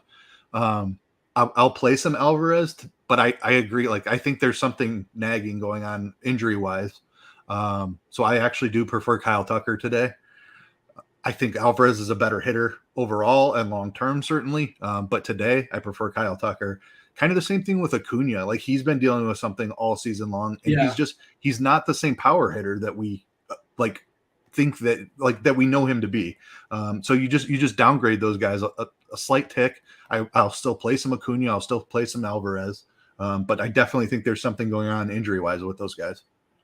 I'm paraphrasing, but they asked him about it, and he basically said his knee sucks right now. Basically, it's it's not whatever it is, it's not good. And I think that was even on a day where he hit a home run. He's still when he gets a hold of it, it's wow, that guy's got great power. But the power numbers, like you said, just have not been there. But the steals have, which is kind of weird. I don't know if he's been stealing bases lately, Acuna, but he's got a bunch on the year. He's 4th or 5th in the league last I checked as far as stolen bases. Let's jump to we knocked out third, right? I believe we knocked out third. Are we on shortstop now? Yep. Yeah, and again, worth noting, specific to the site, if y'all aren't aware, we mentioned it a couple times, but people are always coming in and out of the show. Wander Franco is $300, 300 smackers on FanDuel. So he's back, and it's not the greatest spot in the world necessarily, but he's $300, and that's useful. What are your thoughts as far as shortstop in general? Yeah, shortstop is typically stronger than second, but I think I actually prefer second on DK today. Because we're appropriately priced. I mentioned really liking Bobby Witt. So if you're spending up, I'd go there. Trey Turner's always in play. but there's not a lot to love. I think Dansby Swanson as a one-off against Ray, who's going to grab some ownership, is certainly in play as a one-off. I didn't mention Austin Riley at third, but I absolutely love him as a one-off as well. You can definitely home run hunt against Robbie Ray. Jeremy Pena, if you're looking in the mid-range, really like him as part of an Astro stack. Javi Baez is facing a lefty again. Been chasing it all year. Has not worked out yet. We'll see if it does His today. power stinks this year too. Yeah. Yeah. The power he just hasn't been there for me. Hasn't done a thing. But I don't, at that price, I still think there's some power in there somewhere. Like I don't really love the position. Bobby Witt, I think is my favorite play if it's not Jeremy Pena, like point per dollar. Right on cue. Guess who just got pinch hit for? Lewis Brinson, the top of the 8th inning. Jock Peterson just jumped in for him because I assume it's a righty on the other side. Your Cubbies are beating the Giants 4-0. Congratulations. Smiley had a bunch of strikeouts. I believe we're only like 11, but he still gave up 11 strikeouts, gave up a homer, a couple runs, and Smiley went to 7 shutout innings with 8 strikeouts. So how about that? There you go. Smiley has actually been surprisingly decent here over the past month or so. I feel like he should be could they have traded him? They don't have a long-term deal. He was hurt. No, he's a free agent. He was hurt though. Okay, that makes sense. Yeah. I see a couple of questions in chat. I'm going to try to knock those out. We'll talk about some outfielders as well. Mr. Richard wants to know if you're MMAing on DK. He's thinking about going overweight on Boston versus Voth. How do you feel about the Red Sox tonight? Voth has actually been surprisingly decent. I do like Cassis at first. I didn't mention him as a punt play, super strong prospect. That makes the sack pretty easy to fit in. I definitely like Devers. And Bogarts and Story are certainly fine as well. So like being able to use the punt in Cassis and then pay up for a superstar like Devers, I can get on board. Definitely. Fanduel one-off, Alvarez or Springer as a one-off? Still Alvarez for me. Too good of a matchup today. By Sonny wants to know, okay to fade Schwarber in a Philly stack. I wouldn't try to. I think is it okay to do it? Sure. But if you're stacking Philly, you probably want him in there, right? Yeah, I would try to get him. I mean, even though it's lefty to start, Washington's bullpen is real bad, and you're probably getting 2 at-bats there off the Washington bullpen. It's real right-handed, too. If I'm not mistaken, yeah. I think there's just one lefty in that bullpen. Yep. Unless things have changed in the last day or two. I think they have one entire lefty in the pen. Outfield in general, run down, there's a whole bunch of dudes, obviously. We've kind of touched on them throughout, or at least their team. Who are some of your favorite outfielders tonight? Yeah, so we talked about the Houston guys, Alvarez and Tucker. Absolutely love those. Schwarber is on that list as well, even though it's lefty. The Arizona guys are definitely the cheap guys. You mentioned Carroll. You've got McCarthy, who actually made the lineup here. Yeah. Let me see. Yeah, McCarthy and Alec Thomas are the guys that are in there, and Varsho as well. So 4 Arizona options. Mookie Betts, always a fantastic option. Second base eligible on DK, by the way. Oh, there you go. I missed that completely. Yeah, I love the Dodgers if that game goes, because I think most people are just going to be kind of in a holding pattern. And Clevenger's got a name, but he's not anybody I'm afraid of these days.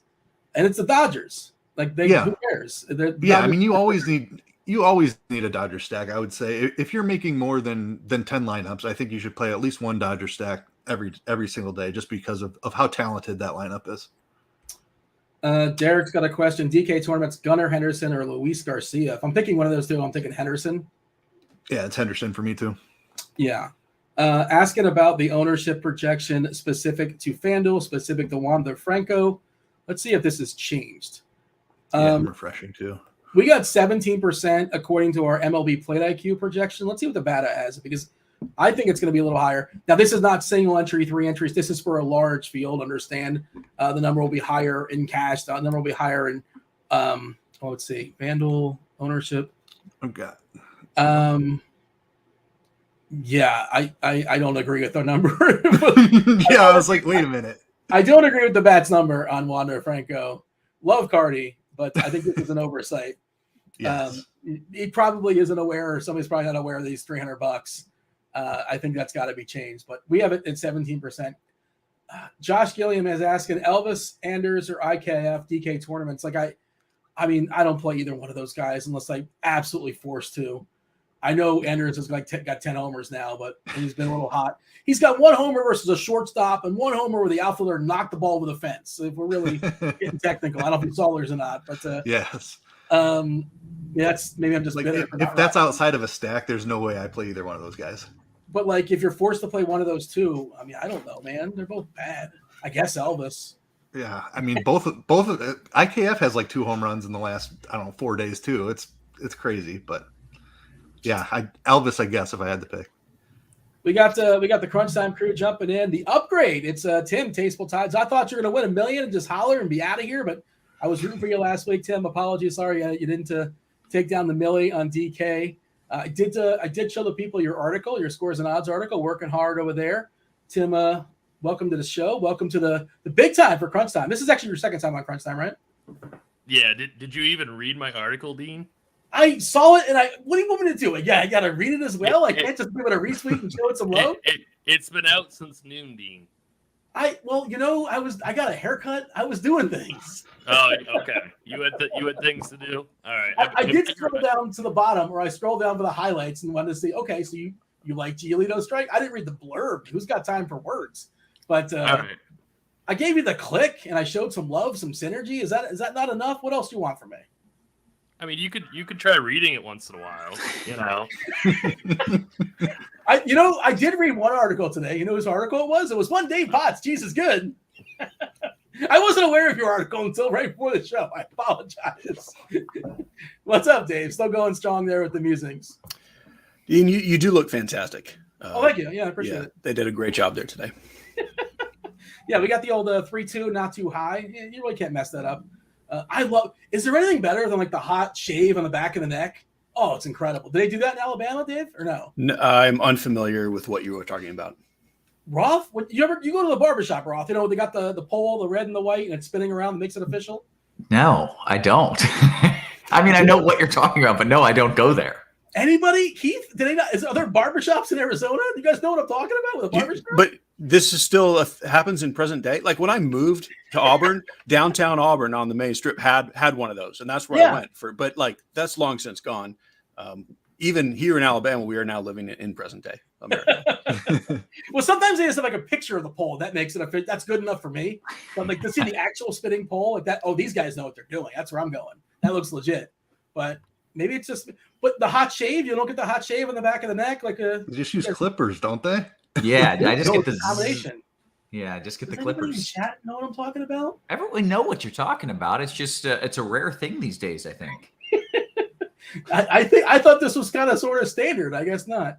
But hey, Roth, you got to tell us what's going on. Myself and Keith will step aside and get out of here. We'll make way for Crunch Time.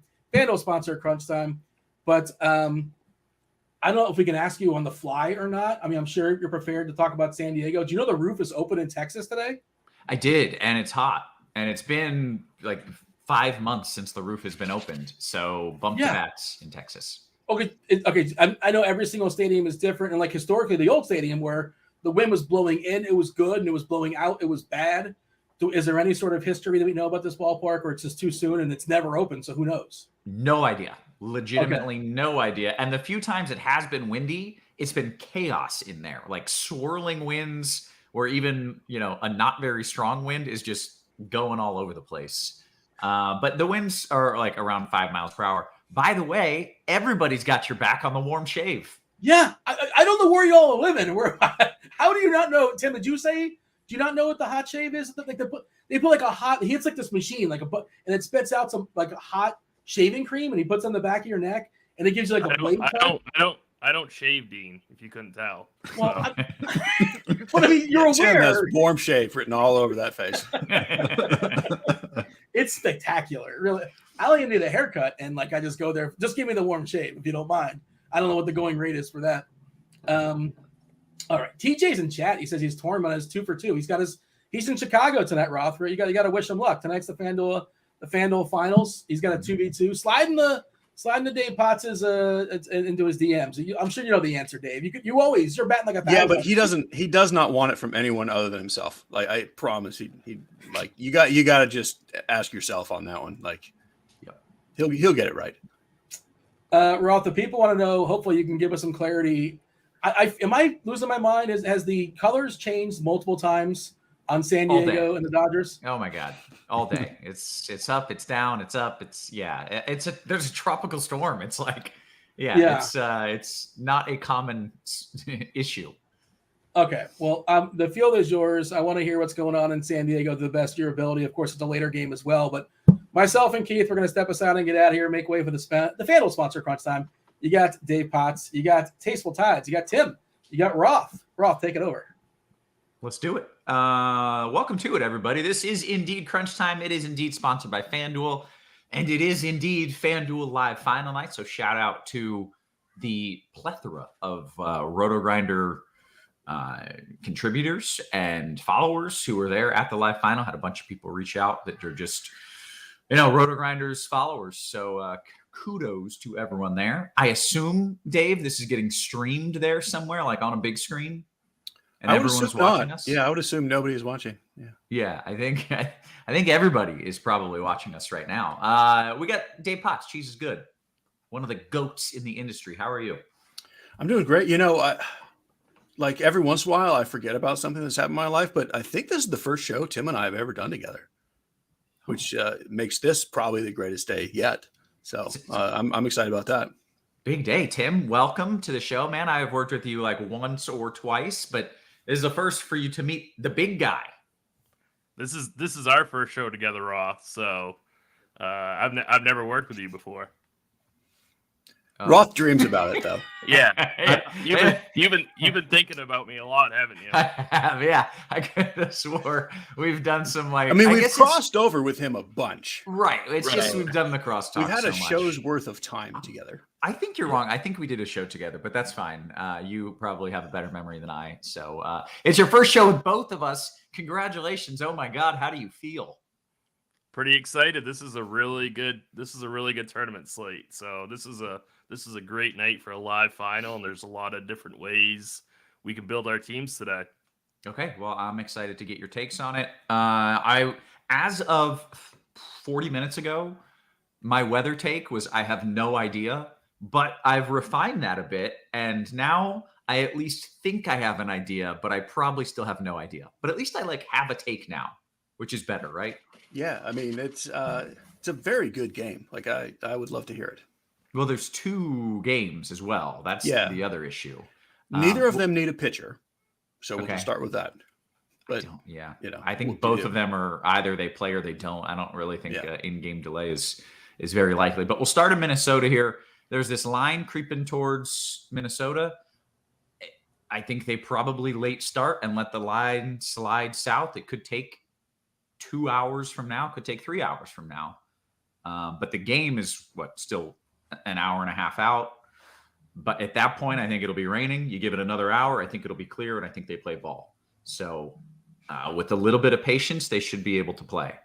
That could go wrong if A, they're not patient, or B, the line just never drops south. But models show that it will. So that's my take. I think they're going to late start and they're going to play in Minnesota. In San Diego, I just think they're going to find a way to play.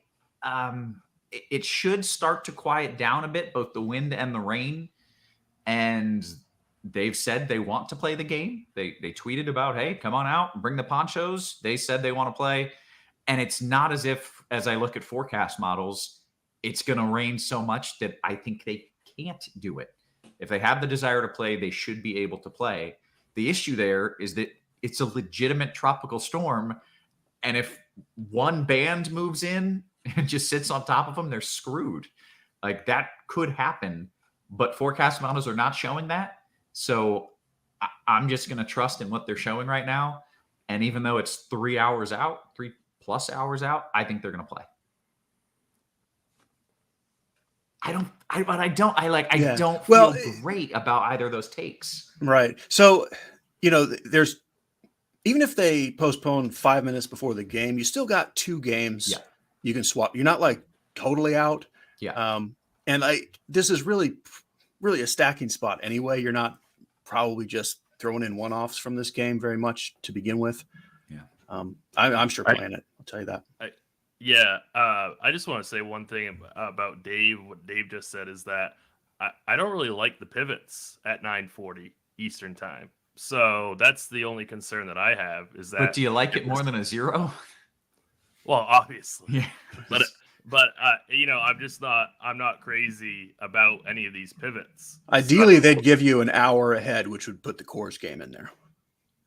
Yeah, it's like 1 hour before start.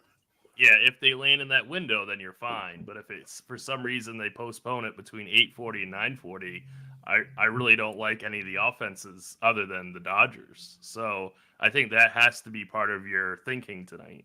Mm-hmm. So what are you planning on doing, Tim? So I usually play one lineup in single entries, and then I throw it in like 3 max, and sometimes I play cash games. If I'm somebody that plays like Dave that plays multiple teams, then absolutely the Dodgers can be part of your portfolio. But the way that I play, I'm going to have to take a pass on that game, I think. Okay, because you don't love the other options. That's your main concern. Interesting. Right. Okay. I think that's completely fair, and I think that is probably a sharp take. But in general, I lean towards it playing. I just can't make any promises. It's 3 hours out, and this is a pretty out there scenario that's happening with a tropical storm in San Diego. So we will see, but forecast models show that it should be okay. With that said, let's talk about get to the good stuff here, the content side of things, forget the weather. And Dave, tell me a little bit about this slate in general, overall outlook, or just talk to me about some pitchers. Yeah. Overall, we have Coors Field and the Phillies, which are, chalk, but not super mega chalk. This is not like the normal Coors Field game that just jumps off the page and it is going to be mega chalk. The pitching is extremely spread out. And I think we'll just go ahead and jump into that.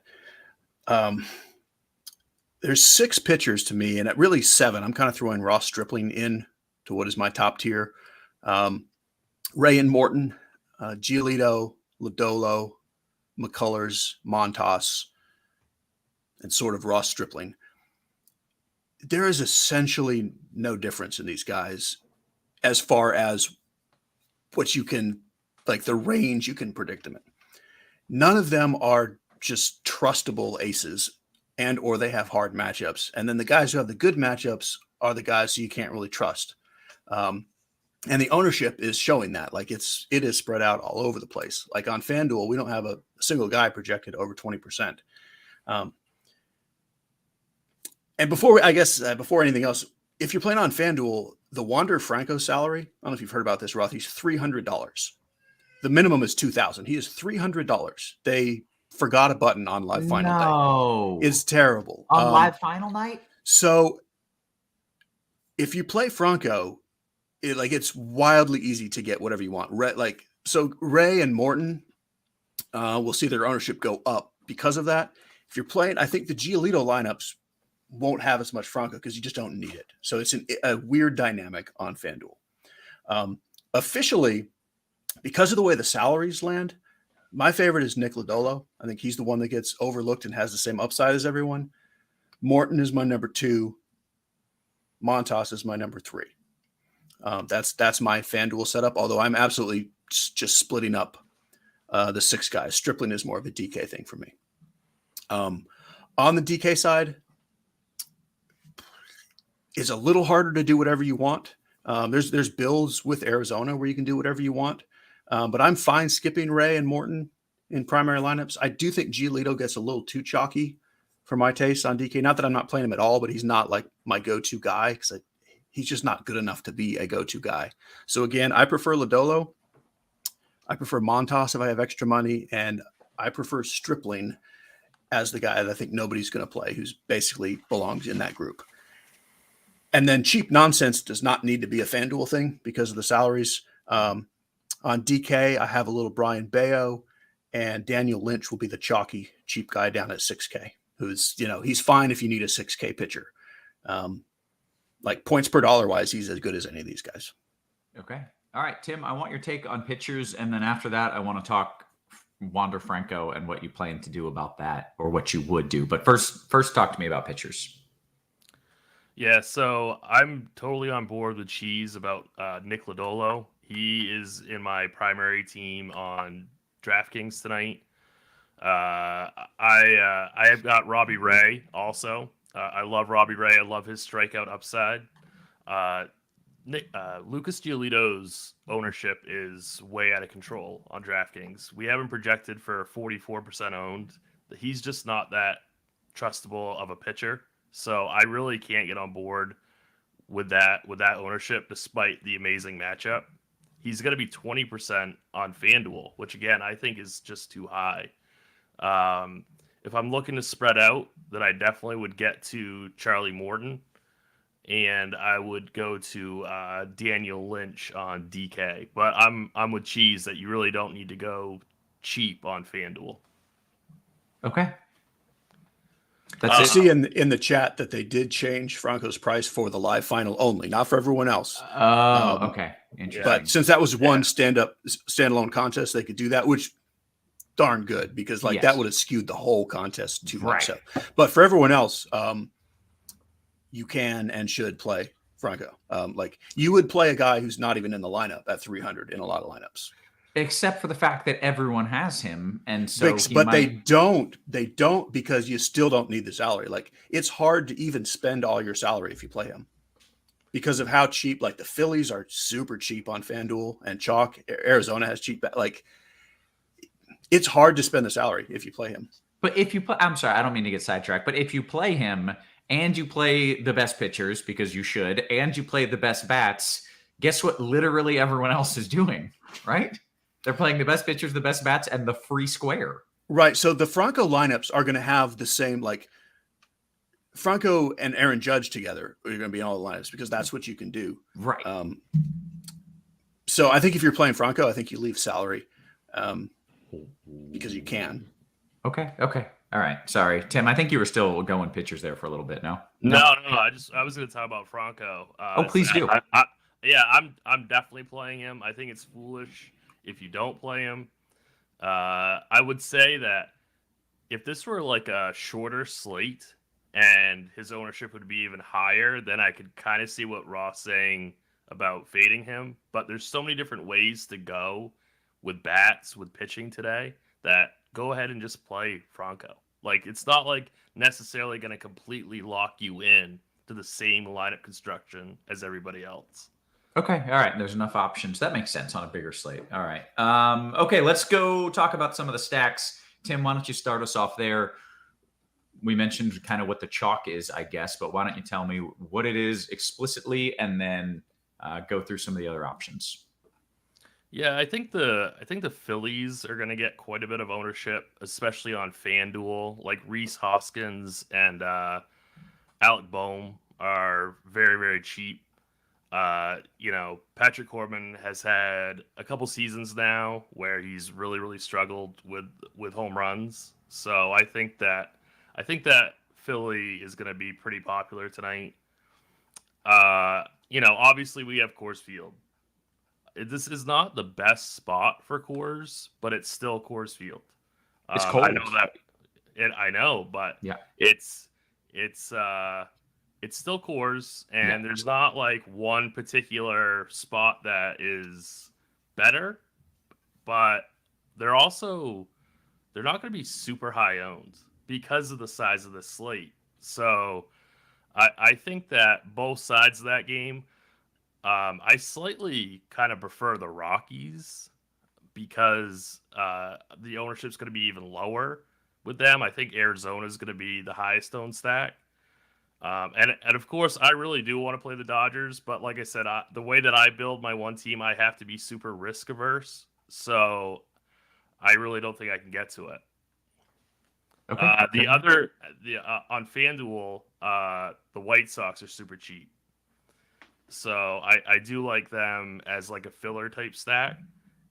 They burned me all season long, but I still like that lineup, and I still like their prices. Okay, Cheese, what are you doing stack wise? So there's really just barely chalk, and I think it's definitely the Phillies on FanDuel.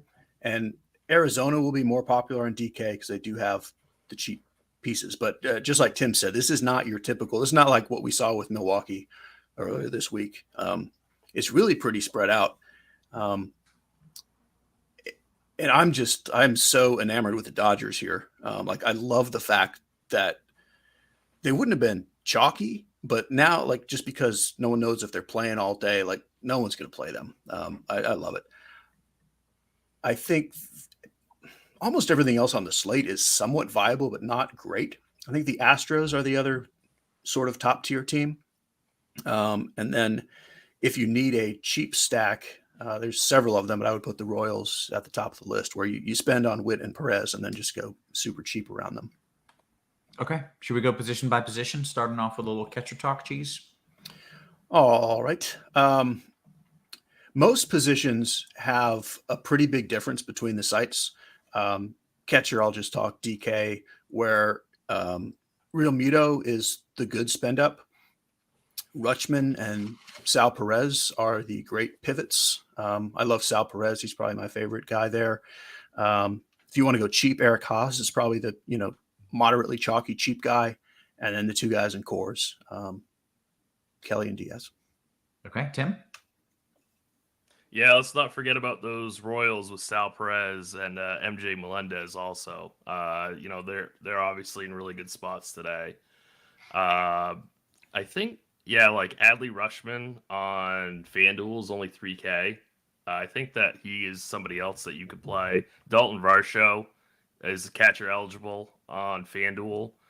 He's my favorite Diamondback for what it's worth. So I think that he's a really good play, and he's pretty expensive on FanDuel. So I think that he won't be super high owned. Okay, take me to first. Yeah, so Rhys Hoskins is going to be the most popular play on both sites. He's going to be he's 5K on DK. He might not be as high owned, but he's going to be the super chalk on FanDuel. So do that, do what you want with that. Vinny Pasquantino is the value play on DK. He's back. You haven't heard his name in a while, have you, Roth? No, I was like, we haven't talked about Vinny Linguini in a long time. I'm glad to have him back. Vinny Pastrami. Yeah. Freddie Freeman, obviously for tournaments, I think is a spectacular play. And, guys like CJ Crone, I love. But I think Rhys Hoskins, Vinny P, Christian Walker, CJ Crone, those are going to be your most popular plays. Okay. Cheese, first base. Yeah, Hoskins is so goofy cheap on FanDuel. Like he would be the chalk even if he were 4K like the rest of these guys. So I think Walker and Crone really don't get enough ownership. So I do like them. I love Freddie Freeman, play all the Dodgers. If we're assuming this game in Minnesota is going to play, both Naylor and Miranda are kind of okay MME throw-ins. And then if you want to get more Coors and still be a little more different, you play Toglia instead of Crone, save some money. That guy can hit home runs too. Okay. Second base. So here's the first place where like the sites are so wildly different. So Ketel Marte is 2,800 on FanDuel.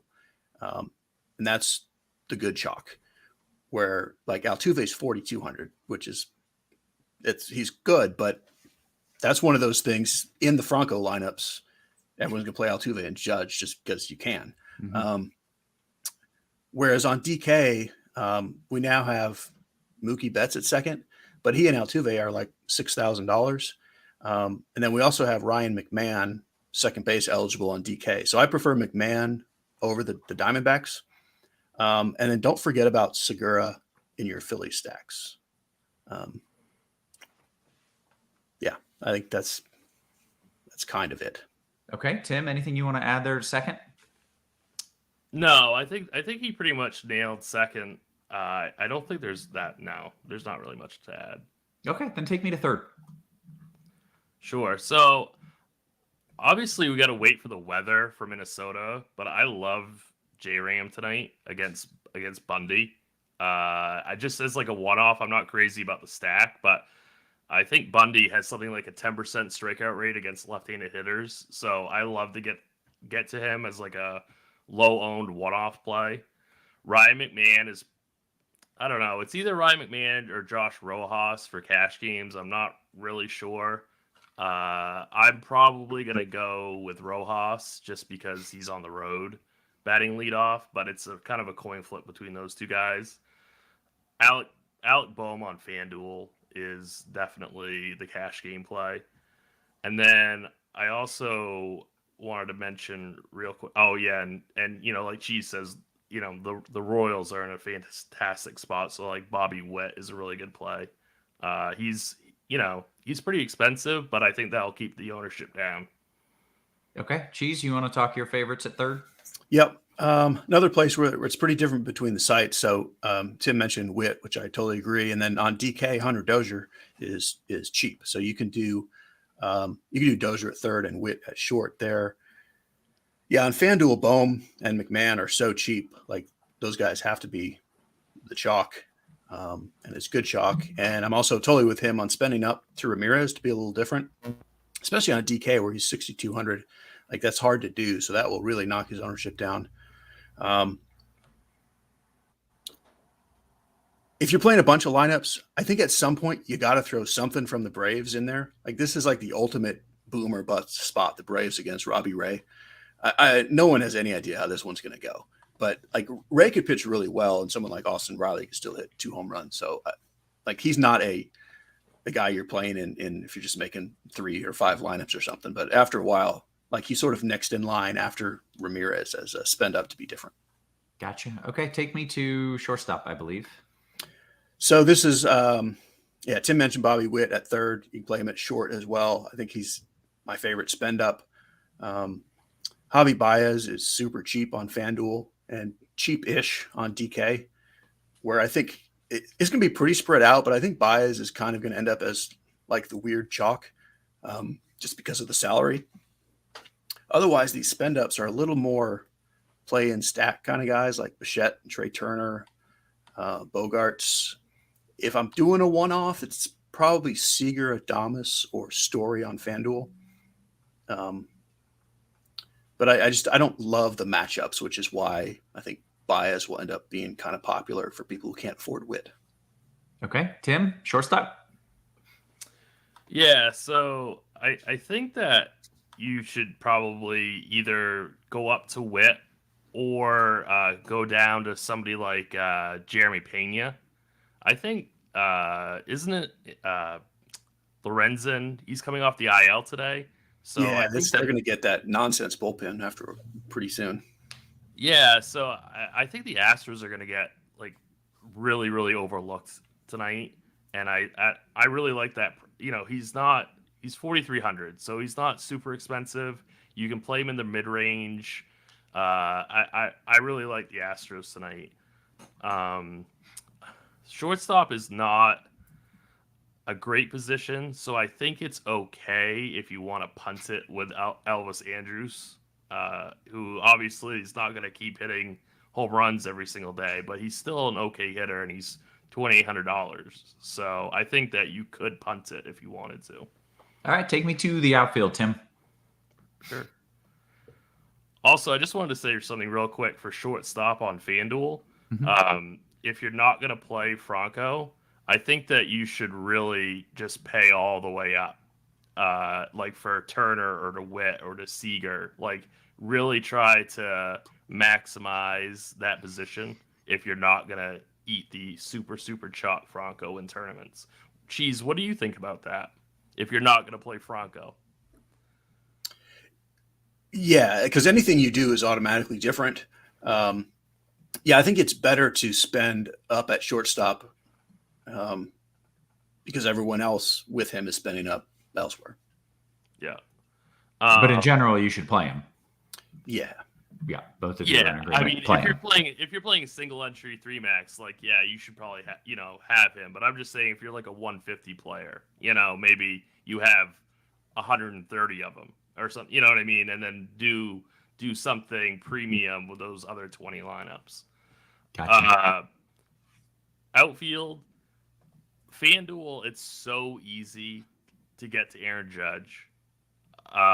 Just be aware of that and be aware that he's going to be super high owned, but it's still Aaron Judge in a pretty decent spot. So, he's the best hitter in baseball. I'm not totally convinced that Yordan Alvarez is healthy. So I would prefer to get to Kyle Tucker in my Astros stacks. But obviously Yordan is amazing. So you can play him. And then I'd also just be aware on DK. The Arizona outfielders are all kind of like, there's a lot of similarly priced outfielders really on both sites. And if you want to stack Arizona, just be aware that you might not want to stack all of the outfielders like on one team just because you're giving up so much opportunity cost at outfield. So just kind of be aware of that. But if I had to pick one, it would be Varsho. Okay. Cheese, what are you doing in the outfield? So the sites have a pretty different pricing structure on those Arizona guys. Definitely agree Varsho's the guy you want, but especially on DK, he's a whole different pricing tier than the other guys. I think Alec Thomas will be the forgotten guy because he's lower in the lineup. Carroll and McCarthy will probably be very chalky at their prices. I'm very much with Tim that we just don't know if Alvarez is healthy. I will not be surprised if he has 2 home runs at any point, but I'm playing Tucker ahead of him, either on their own or even in stacks. Schwarber, I don't know what will happen with Schwarber because it's, people see the lefty. I don't think he'll be popular on DK. I do think on FanDuel he'll get into most Philly stacks. But even there, I think most Philly stacks will start Hoskins, Bohm, Real Muto. And I think you want to make sure you get Schwarber in there and just hope that other people kind of overthink it. There's a ton that's going to be forgotten. But as far as things that stand out to me on the cheap end, I like the Reds, Fraley and Friedel. That would be a good little TV show. I would watch that every day. Law Office. Cedric Mullins, always priced up on DK, always priced down on FanDuel. I do like Bayo in general, but these expensive Baltimore lefties are way off the board and good. And also, you should really never forget Trout and Ohtani, and people are going to do just that. Okay. One stack to win it all. Sorry, Tim. No, I was just going to say, and don't forget about Ronald Acuna. I think. Yeah, he'll go forgotten too. Yeah, he'll be completely forgotten. Yeah, so many of these really big time studs are going to go completely unowned tonight. Okay, Cheese, one stack to win it all. Is it Atlanta? Oh, it's Dodgers all the way, easy. Okay, it's not too chalky. Oh, it's not too chalky. It's not chalky at all. It's good. Oh, okay. Yeah, Tim? And if, for whatever it's worth, if that were to get canceled within an hour of lock, I would actually switch to the White Sox and just eat the salary. Okay. See, what if it gets canceled last minute? When you say within an hour, that's what he meant. Gotcha. Okay. Yeah, if you don't have the Coors game. Yeah, you only have 2 other games, so it would basically be, and you could do Atlanta too, because Atlanta has upside and is way off the board. Yeah, that's who I would switch to, assuming you don't have Ray. Is that you just go to Atlanta? But, okay. And or don't even stack it. Just go Riley, Cunha, Swanson, Abreu, Jimenez, Julio Rodriguez. Just mix and match. Okay. Very good, guys. I don't want to say I'm liking the radar trends that I'm seeing here in Minnesota, but it's as kind of I expected. So I still think we're on track. Likely outcome in Minnesota is a late start and play, and no change in San Diego because it's still 3 hours away. But I still just think they're going to figure out a way to get the game in. I don't really know, what that entails, but that's what I think is going to happen. Let's take some QQs. We got 5 minutes left, gentlemen. I'm going to scroll up just a wee bit in the RG Discord. Cheese Chinatown says in optimal lineups, meaning cash, who are you playing at SP 1 and 2? So very officially, I have not a clue in the world at all. I would do Morton and Lodolo. I think the air quotes correct answer would include Giolito, but that's not what I would do. I would do Morton Lodolo. Very good. Tim, DKGPP, Gallo or Vaughn? Ooh. I guess Gallo. Okay. This is more talking about Dodgers guys in cash. Would you try to play them, Cheese? No, I don't think that's necessary. And they're really not necessary anyway. Okay. And yeah, no, I wouldn't do it. Okay. Aside says FanDuel GPPs, Tim, if I can only have one, would you rather have a 4-4 stack Arizona and Baltimore or Phillies and Astros? The right answer is Arizona, but I think if you want to win all the money, it's the Astros stack. Yeah, I like it. Okay. BHB says DK Cash, Cheese, Haas, and Witt, or Perez and Baez? Perez and Baez. Okay. What's the matter says, give me a home run pick, Tim. Give him a home run pick. Kyle Tucker. Cheese, home run pick for me. Hoskins chalk and non-chalk Jake Fraley. Shohei. Just always a good bet to hit a home Yeah, run. I would go Trout first, Yeah. but Trout and Shohei. Yeah. Okay. Jay says, say, Kevin, if they do play, this is in San Diego, what's the weather going to be like, and does it affect hitters negatively? If they play, I've been looking at these high-res forecast models, and it's really, really windy just off the coast and should be light winds for the game. So I think it just plays like a normal game. I think if it plays, you don't have to worry about any other factors other than it playing. FanDuel single entry. Cheese, this one's for you. Any love for a Milwaukee stack? Not for me, no.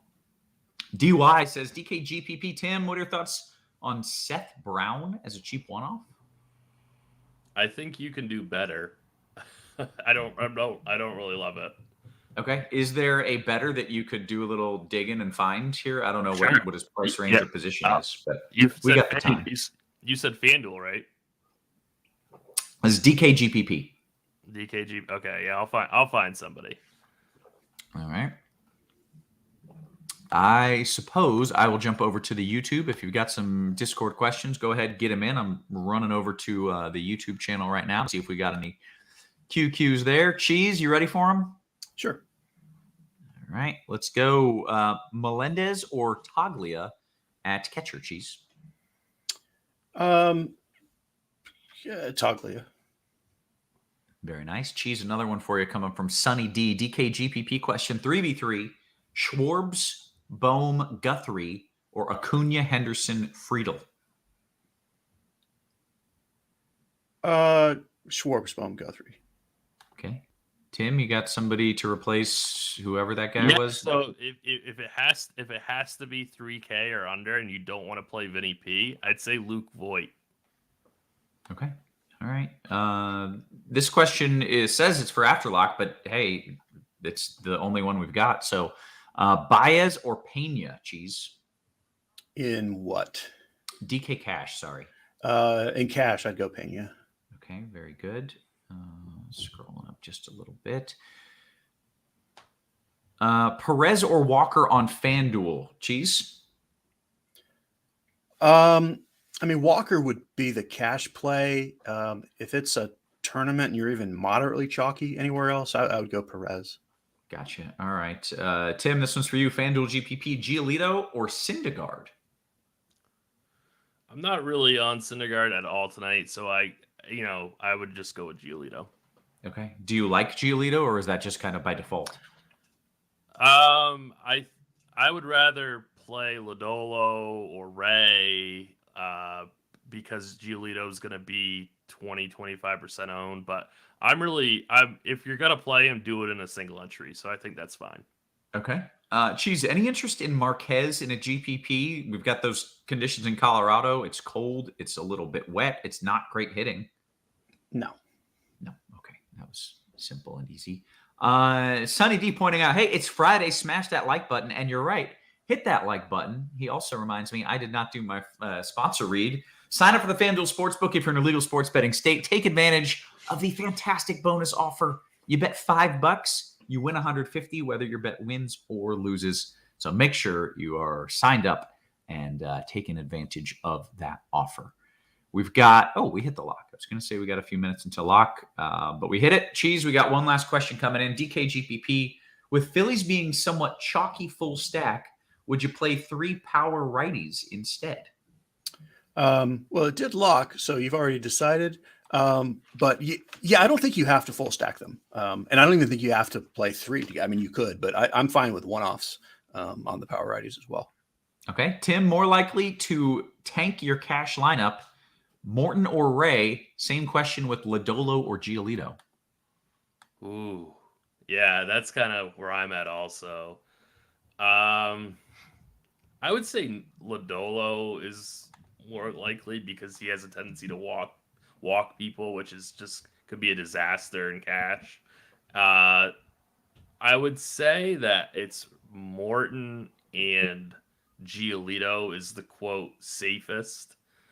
However, I'm playing Ray Lodolo because I'm not playing cash tonight. I'm just playing the 254 max, and that's my pairing.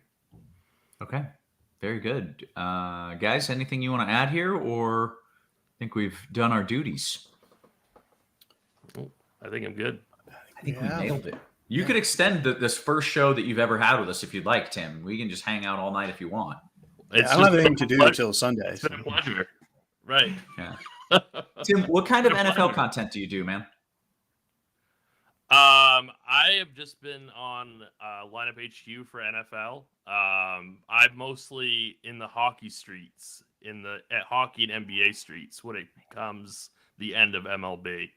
So I'm not a huge NFL guy, but I do participate in the content and playing DFS, obviously. So Kevin, I will jump in. This is probably something you don't know. Tim is one of the go-to hockey experts. I love playing hockey. I know you do hockey. He's the guy. He's the guy there. So I didn't know that. Yeah. I was unaware of that. I am a huge hockey fan.